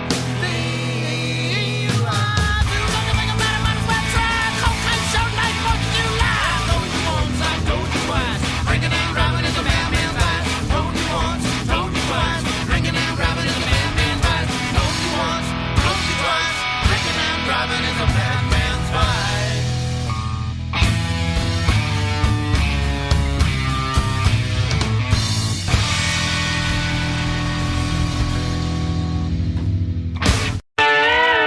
Did you know that you can not only order from More Beer online at morebeer.com and receive free shipping on most orders over $59, but you can also shop in person at their 2 retail locations located in Concord and Riverside, California. In fact, the Concord facility has grown to over 15,000 square feet to fit all the new products, expanded showroom, and new Knowledge Center classroom. And now, in conjunction with the Brewing Network, More Beer is making it easier than ever to keep up on what's happening. Download the More Beer monthly podcast by clicking podcast at morebeer.com. You'll learn about More Beer's history, sales and discounts on More Beer products, get to know team members, and hear ways to save you money. They're also launching a brand new website soon with more features and a better online shopping experience. So go to morebeer.com or call 800-600-0033. That's 800-600-0033.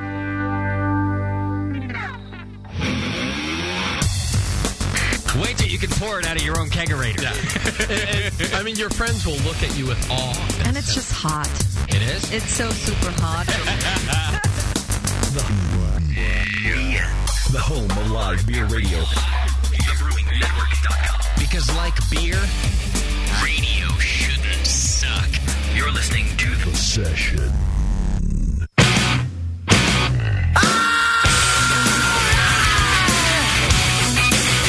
Keeping the ass out of Brewcast. This is the Brewing Network.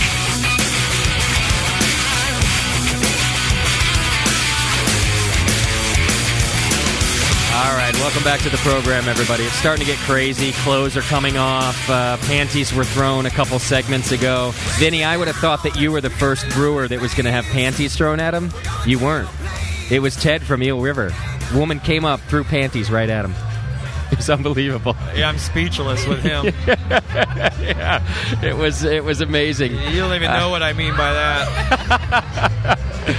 Still, we're going to wrap things up here soon. A couple segments left with you. We're going to get Tom, who's now the publisher and editor of Celebrator Beer Magazine, and it's their 20th anniversary, which is a very impressive thing. And they get a lot of brewers to come out, and people from all over the country. Right now, we're sitting with Vinny Cilurzo, obviously from Russian River Brewing Company. It's been a while since I've been on the Brewing Network. It has been a while, actually. Maybe a year and a half or so. I think so. Yeah, you're a busy dude. We are due for a show. We are. We'll talk about that. Yes. I know you're busy right now. I want to get into that. Lauren Salazar, who works with New Belgium Brewing Company, and you do.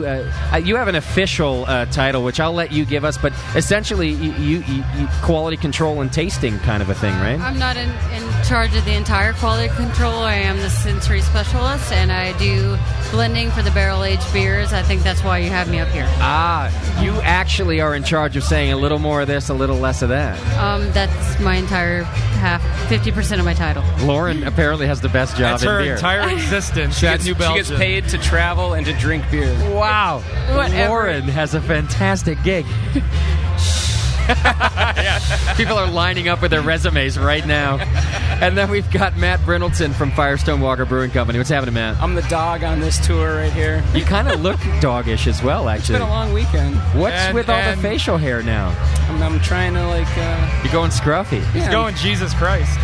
turn of the century. Most brewmasters had beards. I'm trying to get that thing going. Now it's happening. If math's the church, I'll follow it.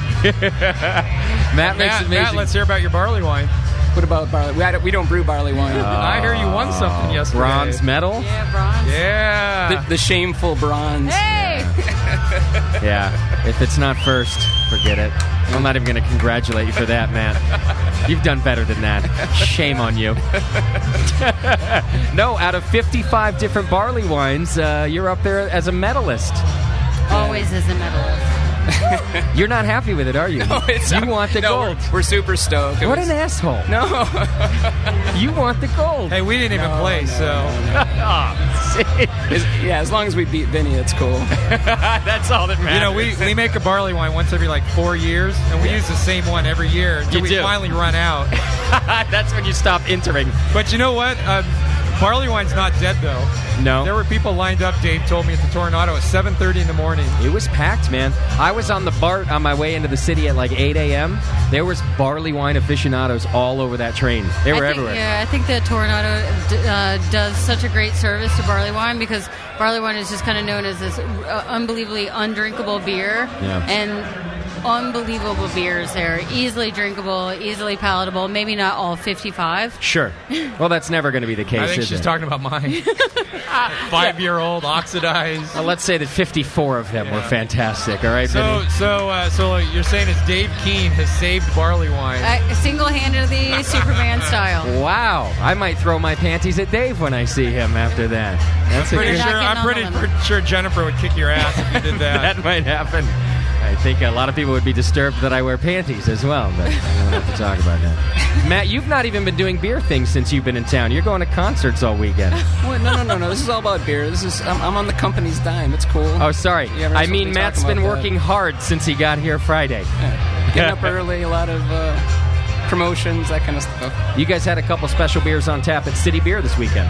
Yeah, we poured Parabola, which is a 2-year-old Russian Imperial Stout aged in oak.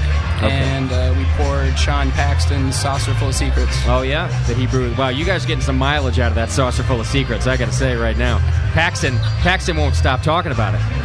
He's got a nice blog on his e-page there for it, too. It's really a good beer. It's an amazing beer you guys did there. And you've been hanging out with Paxton all weekend, too, haven't you? Yeah, he's been my chaperone. That's nice. Which is important. Chaperone or Sherpa? Sherpa. That's a good question, Vinny, as a matter of fact. Lauren, are you from this area, or are you in Fort Collins? Fort Collins, Colorado. So you just came for the festivities? My husband and I, Eric Salazar, came for the festival, the last day of the festival, because we know better than to come to the whole festival. We don't trust ourselves. No, that's a smart So we're move. here for just tonight, the Celebrator. Eric and I do all the wood barrel aged beers. And Name a couple of those beers that you're responsible for blending. La Folie, I think is a our good beer. Our big thing. Is Eric's ale is the sour peach ale, and then the Le Terroir is What's being poured here? La Folie. Just the La Folie. Yeah. Not Eric's ale, though? No. That's too bad. I know it is too bad.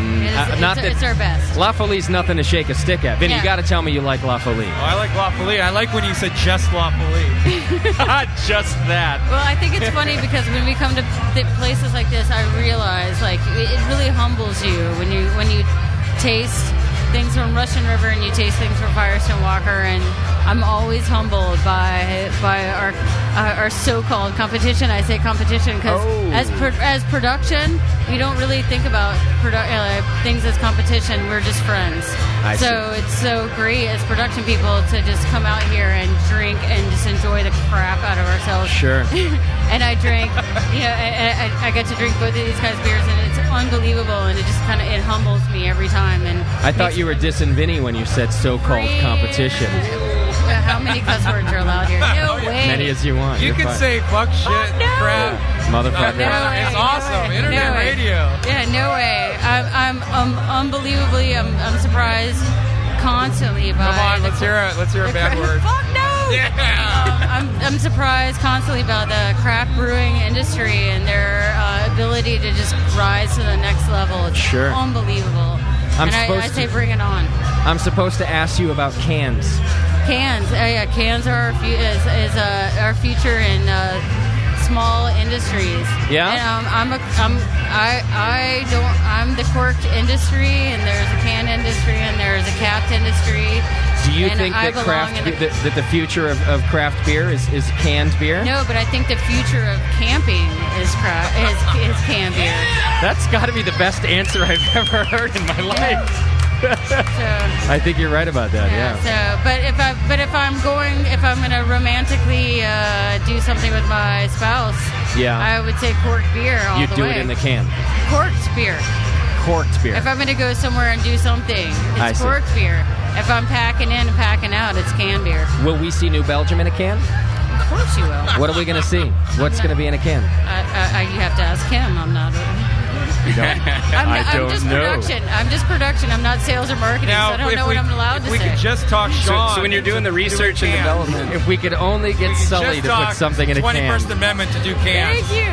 I mean, it would be such a big deal for him if he would do canned beer. I think it would be but big. He's so reluctant to do it. No, he won't have the it. biggest idiot. No matter how many times you mention it. Man, I in fact remember at their place we had the anniversary show. Yep. And I presented him with like some Belgian beers in the can. Sure. I think he shook his head and said, "No." Even that didn't convince him. Yeah, it didn't. If I could have a nectar ale in a can, I would kill. It would have been great, right? So I was wondering, like in the research and development part of the cans, do you do the shotgun? You do shotgun tests, like drill a little hole and. You'd have to, wouldn't you? I mean, you got to know if it works. I thought there was a camera in there. There wasn't there? Yes. Now it's on YouTube. But it only happened once. Yeah.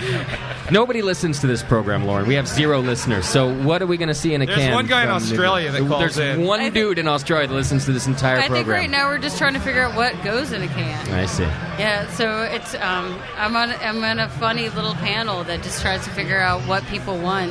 You and, really do have the best job on earth. You guys just sit around and think about what to put in a can. No. Oh, yes. Well, you're doing good work over there because those beers coming out. Matt and I all 3 of us actually, me, Matt, and Vinny got to go check out the facility when we were at the Homebrewers Conference Yeah, last and there was year. no one there. Everyone was in widespread panic. We had the whole place to ourselves. Yeah. It's the only we were like, the only brewery in the country that shuts down when widespread comes to town. I Pretty cool. took Matt to widespread. Oh, you did take him the that next night. Well, we got to check it out, and what an amazing thing you guys have going on there, and good beers coming out of it. Thank you. And then speaking... I just want to give it back up to California. I'm here. I know that Colorado should not give the... California is where the We get the fantastic props. beers are. I'll give you that. I'm not going to fight with you about that. We got it going on. And then speaking of production facilities, Vinny, everybody wants to know. You got a new brewery opening up. When are we going to see some beer out of there? Hopefully in about 2 months. Start brewing in a month. You're kidding me. We hope. That soon? Yep. 2 months. And this man sitting to the right of me, Matt Brentelson, has been such an amazing help. But it's too bad no one listens to your show. That is too that bad. I'm thanking him. Yeah. Yet no one can hear it. Yeah. New Belgium could thank Matt Brendelson as well. Really? We talked to him as well. Matt's one of those guys that he just gives to the craft brewing industry. He really does. You get a couple beers in me, I'll tell you whatever you want to hear. I've leaned on Matt and another mutual friend of all of ours, John Mallett. Really? Yeah. Mallet, thank you. Matt, you must get offers like every week, people trying to steal you away from Firestone. No, Tell me, never yes, happens. Yeah, you've got a stack of letters on your desk saying, "Please, Matt." No, nothing like that. No. All right, I'll leave you alone on it then. I mean, Matt even is encouraging homebrewers to go pro. He really is, isn't he? Yeah, inviting he is. them to the brewery. There's one guy I just met that said it was saying because of go Matt pro. that he's going pro.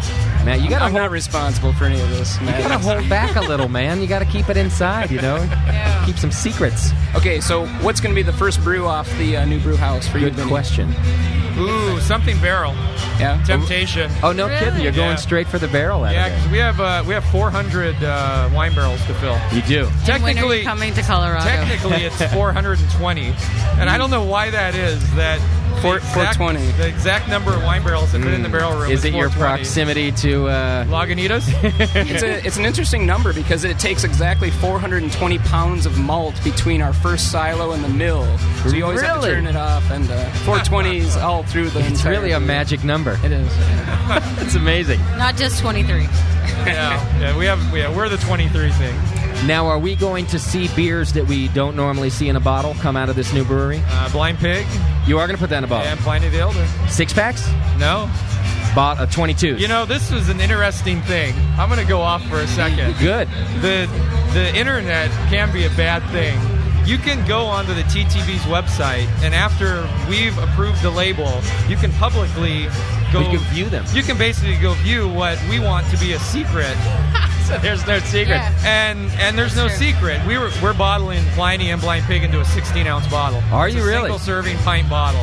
A 16-ounce... Boom. That's very Euro of you. It is. I like that. And so someone went on the internet, and they went to the TTB's website and found the Pliny. How long did it take? Like days, right? Nah, it was about a month. Oh, it was. So and it then took it a was little bit of on, time. and people were emailing me going, "Oh, that's so cool, 16 ounce." And like, how the fuck did you know this? Yeah. And they're like, It is public domain. It's public domain. There's no so more it's no secrets. longer a secret that it's 16 ounce. Thanks the for new reminding bottles. me. Can I guess get that means a... you can go on the TDB and find out what they're putting in a can then. Thank you for the tip. Yeah. Can I get a 24-hour webcam in the new brewery? Posted on the site? I want to see what's going on in there. Bathrooms. No. No, absolutely not. What if I just put it on like a fermentation vessel? I'll just see stainless steel all day. Yeah, that'll be. You're gonna sneak in and do that. Yeah. It's gonna be like me walking through Cantillon, putting my finger in the bong water on the floor. Exactly. You know, tasting it and going, Yeah. I wonder what's living in this. Well, I told you I wanted to tour the new facility. It wasn't just because I want to see it. I want to sneak some cameras in there. I see. Now, will you be spending all your time at the new place? I'll be splitting my time. So you're still both breweries fully operational. Oh yeah. And brew pub, production brewery. You got to hire some new brewers. Yeah, I actually. Lauren's offering her services. I hired one of Tim's. Not a brewer. No. Good guys. Tasting. One of Matt's old guys, Tim Geppinger. Is he going to come to work for you? He's been working for us for about 4 months. Tim's awesome. Great. Yeah, he's. I feel so blessed to have two awesome brewers working for me. Travis has been with us for a while. Yeah. And then Tim actually worked, if I'm correct, worked with you in Tim worked at Goose Island for a few years, and he came. I brought him out to California, and then he escaped to Northern California up to. I'm just offering free sensory services. All right, that for free. Even. What that means is we have to New send Belgium her beer. Yeah. New Belgium loves Russian River. But the other thing, and I'll pimp Tim's new gig is on the side from working for us. He's opening his own little brewery in Sonoma. Is that right? Yeah. That's a good gig. Yeah, a little New Bavaria Brewing Company. I'm actually trying to change the name. Oh, you are? Yeah. I think I convinced him after the Double IPA Fest. He was. In fact, this is a funny story. You've been to the Trappist yet around the corner from where we're at? You know, they have the European that rinses the glass. He was so drunk, and he's leaning over the bar pushing it, and there's water going everywhere. And the one owner is looking at him, and I'm like, Tim, I think we should go. It's time to get out of here. We've overstayed our welcome. I don't think anybody would throw you any of the three of you out of their place. Actually, you guys are kind of brewing royalty. Well, not Matt. Had a good weekend. I didn't get thrown out any place. Really? It's pretty cool. Not even the concerts you went to. No. Yeah, that's good. I mean, all the work that you've been doing all week. the work. Yeah, sorry. And are you still staying here tonight, Matt? Absolutely not. I got to get out of this. You're out of here, right? Forget it. Yes, he's got a brew tomorrow. Yeah, some of us have to work. Yeah, not all of us, though. All right, so about 60 days, we're going to see some beer coming out of there. I hope so. All right, good. That is something to clap about, absolutely. It's been a long road, huh? It has been. You guys have been busy. It has been, yeah. All right. Yeah, but I'm serious, though. Matt has been such a huge help. Unbelievable. In what way? Just telling you how to get things up and running the right way? Because he has a big facility, too. He does, yeah. Heard that about you. Things... Little guy, big kettles. Yes. No, it is important to talk about Matt. Just flow, layout, design, choice of pumps. Is it a big pain in the ass for you, or are you excited that you've got all this new stuff about? I'm really, because I'd be nervous about it. You know what I'm most excited about, and this is kind of weird, is that because it's totally opposite. Is that we bought Dogfish Head's old 50-barrel brew house. That's right. Okay. And it's a 4-vessel brew house: mash tun, louder tun, kettle, whirlpool. But because we bought the brew house, because we just wanted the capacity, not that we're going to be turning 5 batches a day. Yeah. So we're actually going to convert the mash tun into a second kettle, because 75% of the beer that we're going to be brewing out of the new brewery is going to be all big, 7-8% alcohol beer. There's a lot of sugar left in the mash. All right. So we're going to take second run-ins eventually to the kettle, to the second kettle, and do a bunch of small beers for our pub. Different blondes and things like that? Just like West Bletterin. And that's, you know West Bletterin? Yep. They make 3 beers, the blonde, the 8, and the 12, and all the beers start with the same mash to begin with. No kidding. And the blonde is never the primary brew. It's always second runnings. And there's so much sugar left. You're going to do that. And we're going to do that. And the kettle's already built with huge jackets on it. Yeah. Now, that's exciting stuff. I'd be kind of stoked about that, too. I think it's going to be really fun. I'm very traditional. And especially right now with, that's like going old school Europe to Belgium and England. Yeah. But especially now with ingredients. Bitters, mild, small. Sure. There's a hop shortage, and you need to use as much as you can. As much malt, and it's going to take more hops, but it's like getting a free run of wort. Yeah, absolutely. Well, that's exciting stuff. I, for one, am looking forward to it. And so one final question. I got to get this out for the listeners. They want to know. So people are now going to see Russian River outside of California with the new facility, or no? Colorado. Be better. Yeah, we've already hired our Colorado distributor. Good. So you're starting to get it out there. A little bit in Washington State. Okay. And probably a little bit in Portland. All right. So it's a start. Look at All right. Jesse in front going, And we need that stuff. When is Firestone Walker coming to Colorado? All right. Well, thank you, all three of you, for hanging out. It's always a pleasure to have you on the show. Vin, come in the studio soon when you're done. I appreciate it. Lauren, next time you come to California, come see us. Bring some of that good beer that you mix and taste. You really should. It's fun. I'm a hell of a taster myself, I've been told. And Brennelson, I don't know. It's good to see you, I guess. Cheers. No, it's fun. Did you bring your girlfriend to town with you this week? No, this was a guys only weekend. I was trying to hang out with you last night. I know, phone tag all night, man. Didn't answer your phone. That's why I'm asking if you're hanging tonight. You're getting on a plane this evening? Yeah, I'm flying home. That's how I do it. That's how I roll. That shit. He's got the Firestone jet. Yeah, you got to get in the jet back to slow. You know that they have a runway now at Firestone behind the brewery. Yeah. They bought this building. I go home. I get my transfusion. I get the new blood going for Monday. It's cool. Yeah, but they have a jet now, a brewery jet. Unbelievable. Yeah, it really Air is. Brynildson. Wow. All right, guys. Thanks a lot. I appreciate it. Enjoy some more beer, and I'll be having one with you. I think for our last segment of the night, we got to talk to the man of the hour. If anyone wants to hang out and do it with us, feel free. Tom Daldorf, your governor. This is his night. Publisher, editor-in-chief of the Celebrator Beer Magazine. He's having himself a good time tonight. He's been a tough man to track down, too. He's been running all over. Hey, JP, someone grab him a chair. Or, yeah, Lauren, if you wouldn't mind, that's very nice of you. Have a seat, please. All right, Vinny. Vinny's got to go pour some beer. Feel free to do that. Doc, if you want to come back in here and close the show with us. Bob, how are you? Lots of people hanging out, kind of winding down the evening, if that's what you could call this. Did you miss me? Tom can't figure out how to get the headphones over his hat. Looks good. Hello, mate. How are you? It's got the giant... He is ready to party, man. This guy... He's been partying for like 25 years, right? You are having yourself a good time, Tom, and I'm happy to see it. All right, you got to find a way to get those headphones on. You're not going to hear anything I'm saying. Yeah. He's just worried about getting... There you go. He has the second pair on. Now he's got 2 sets. He won't take off his giant hat. It's Would you? Unbelievable. I mean, no, I wouldn't really? either. It's it's too much fun. It's scaring me, man. It's scaring me. My hat is attacking me. Tom, you're kind of the man of the hour. You've been having yourself a good time at your 20th tonight? Such a good time, he doesn't even know he's on the air. He's hogging all the headphones. He's got 8 sets of headphones on his hat. You want to hang on to my poster, though? Oh, thank you. Oh, what a gentleman. My headphones? What a gentleman. A Gentile what? I don't know. Go your guts. Tom, congratulations, man. You're pulling off a hell of a party here tonight. Thank you, Justin. I appreciate that. Hey, it's been, we've got a lot of good guests over here, and everybody having good things to say. Wait. Are you saying you found people in this room like 2 that talk about beer? Is that what you're saying? Can you believe it?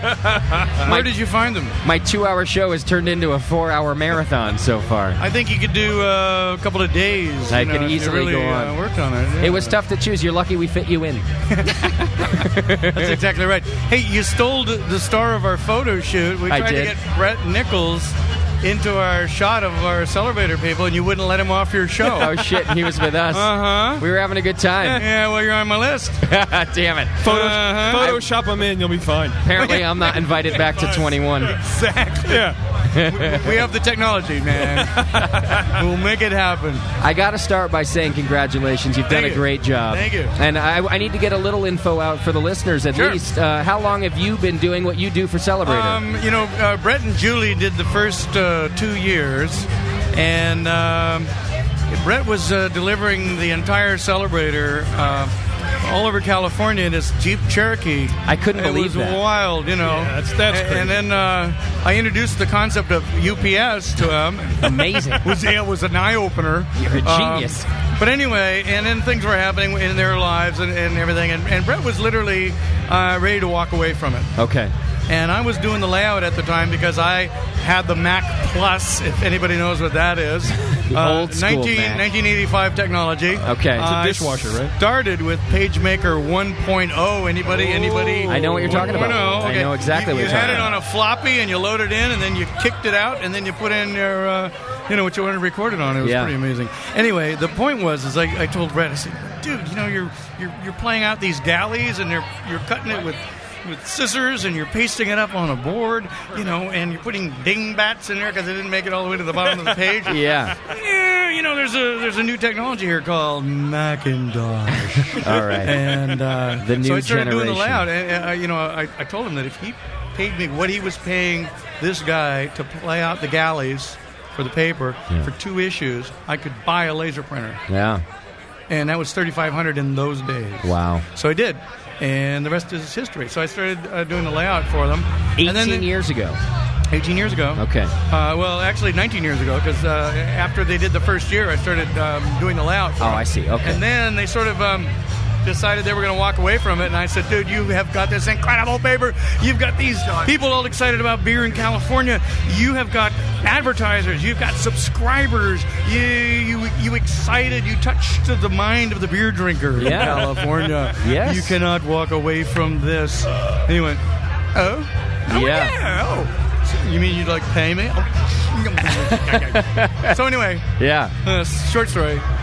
I bought it from him. You did? Yeah. And Okay. then my first issue was supposed to be September, but I delayed it just a little bit and did October 1990. JP wasn't even born then. No. Wow. JP, you That's look true. older somehow. Yeah. Well, I don't know if But, I appreciate that anymore. And there we are with our little newspaper, and all of a Not sudden so it's little my anymore. puppy, and I was scared because Brett knew all these people. He had been there. He delivers to them. Yeah. So I did my first paper route. I borrowed my son's pickup, Nissan, and drove all over California just like Brett did, so I could meet the people who were getting the Celebrator. It's a good idea. Yeah. You got to know these people. Absolutely. Yeah. And beer, as you know, it's a hands-on thing. It's It people is. to people. It's all about people. It's very social. And when you touch on somebody and you get the Clap. that, no, I'm sorry. Well, they have a cure for that. Oh, okay, but good. they don't for the beer thing. There's no cure There isn't. for the beer thing. You make a good point. I think it's called death. Yeah, there you go. Cirrhosis. Cirrhosis is the cure for the Yeah. beer thing.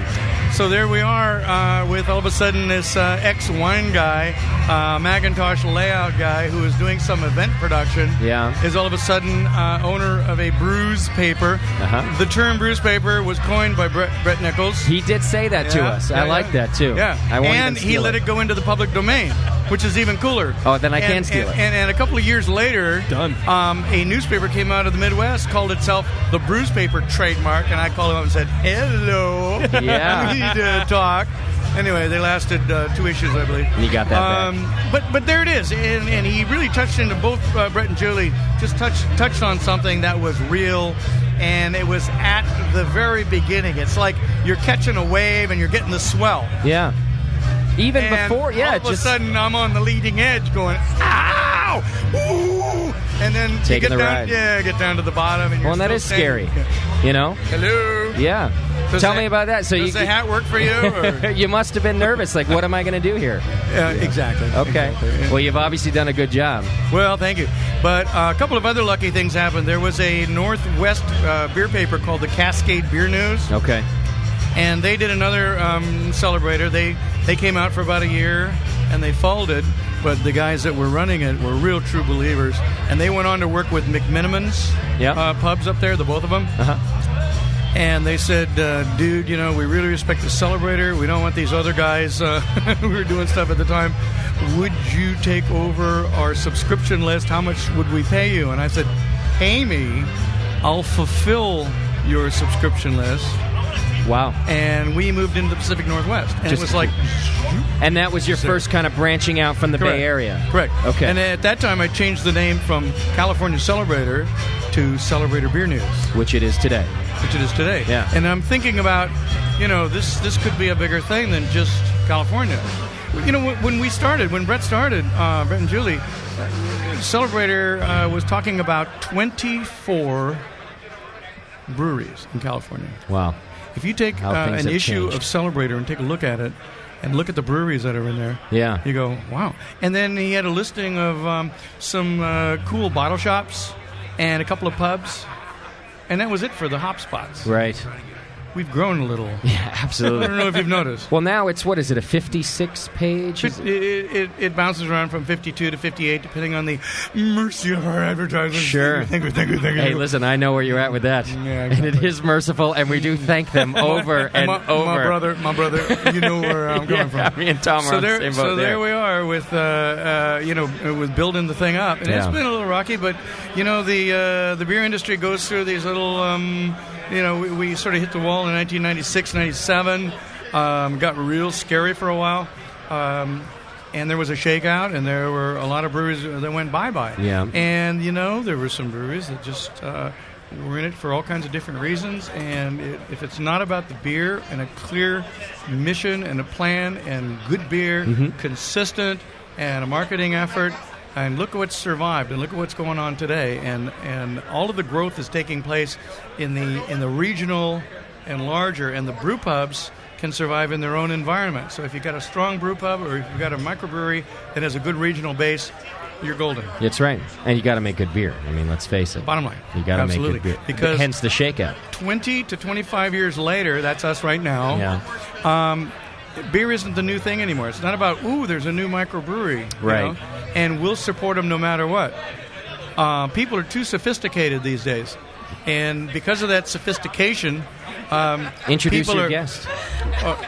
Do you even remember my name, Tom? Meredith. Have I ever forgotten your name? Yes, I didn't know I didn't know I had guests. Here we are, just having this conversation, having a good time. Yeah. Sorry, my name is Meredith, and I'm with the Beer Geek Tom. Beer Geek Tom. The BeerGeek.com. We're all with the Beer Geek Tom. Yeah, we're all with Tom. It's called Beer Geek Tom Tom. With BeerGeek.com. Okay. And we're all part of the Tom Tom Club. Yeah. All right. And my husband and I do a beer travel website. So, great. Yeah, so we travel around, and this year is our year in beer. Okay. And so February was San Francisco and Beerapalooza. We're doing a beer event or destination every month of this year, which is not much different than what we usually do. But we started our beer stuff in the Bay Area, so this is like a homecoming because we come here often. We only live about 2 hours away now. I see. But we went to Triple Rock today. We went to Raleigh's in Berkeley. We went to Barclays, which is where Barclays in Oakland is where it really started for me. Okay. So the Beerapalooza was your trip for February? Yes. Great. Yes. Tom, I know you got to go. You got a lot to do. How many events did you go to during Beerapalooza? I saw you at the Double IPA Festival. Well, we went to Beer City on Valentine's Day. We went to Bruce's dinner on Friday. Nice. We went to Tornado yesterday, and we're here tonight. You got the whole thing. So you missed the Anchor Brewery's Homebrew Club of the Year? You were invited.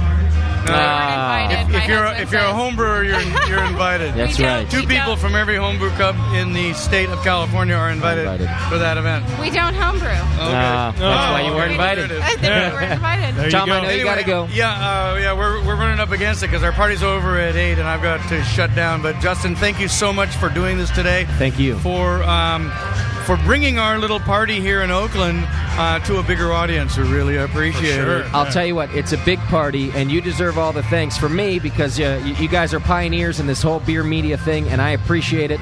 Thank you for having us, Tom, and congratulations. Thanks. Yeah. 20 years, man. That's impressive. I hope you shed a little tear tonight. I mean it. I'm going to shed a tear, and you say thanks for having you, and I say thanks for being had. All right, my perfect. Tom Daldorf, always a pleasure at Celebrator Beer News, 20th anniversary here from downtown Oakland. I think that's going to do it for us here today. Wow, I am JP. I'm out of breath. You're JP? I'm Who am I JP, then? and I'm out of breath. I'm JP, and I'm a horrible person. Doc's wheeling around somewhere. I'm not quite sure where.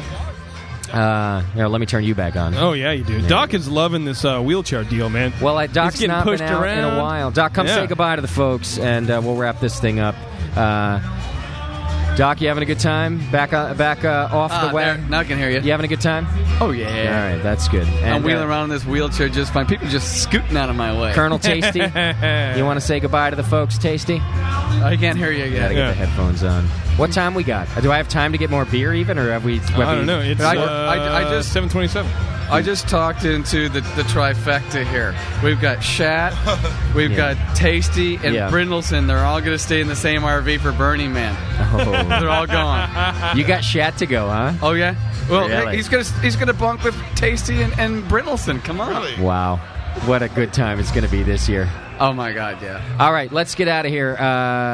Congratulations and happy birthday to Celebrator Beer News. And I got to say thanks for having us. What a good time it's Yeah, been. been a bunch of great guys here. What a cool room, you know? Oh, everybody's great, friendly. Everybody's having a good time. There's no out-of-control people. Not a lot of beer farts. Which is good. I got to say one thing. We walked in, and JP got gassed as soon as he walked in the front door. Damn it. I was breathing through my mouth, too. You know what? As Chris Graham says, Yeah. all smells are particulate matter. Oh, that's all I need to know. Yep. All right. Yeah. See, you call me shit breath, but you're probably right. Oh, man. He's tasty. All right, guys. Thanks for hanging out doing the show. Doc, good to have you back. Drinking, I mean. Oh, yeah, thanks. Glad to be back drinking. Colonel Tasty, it's been a long weekend for us, Thanks. huh? Yeah, right, We're gonna have to recover. Right. All right, Tom Daldorf, thanks, my brother, and thanks to Celebrator Beer News. Hope we got a lot of information out there for you guys, and I hope to be here next year for when Celebrator turns 21. We'll see how it goes. Oh, I like it when people turn 21. Yeah, we get to drinking even more. All right, I'm gonna go do some tasting, and thanks for tuning in, everybody. We'll see you next Sunday, right? Yeah, definitely. Cheers.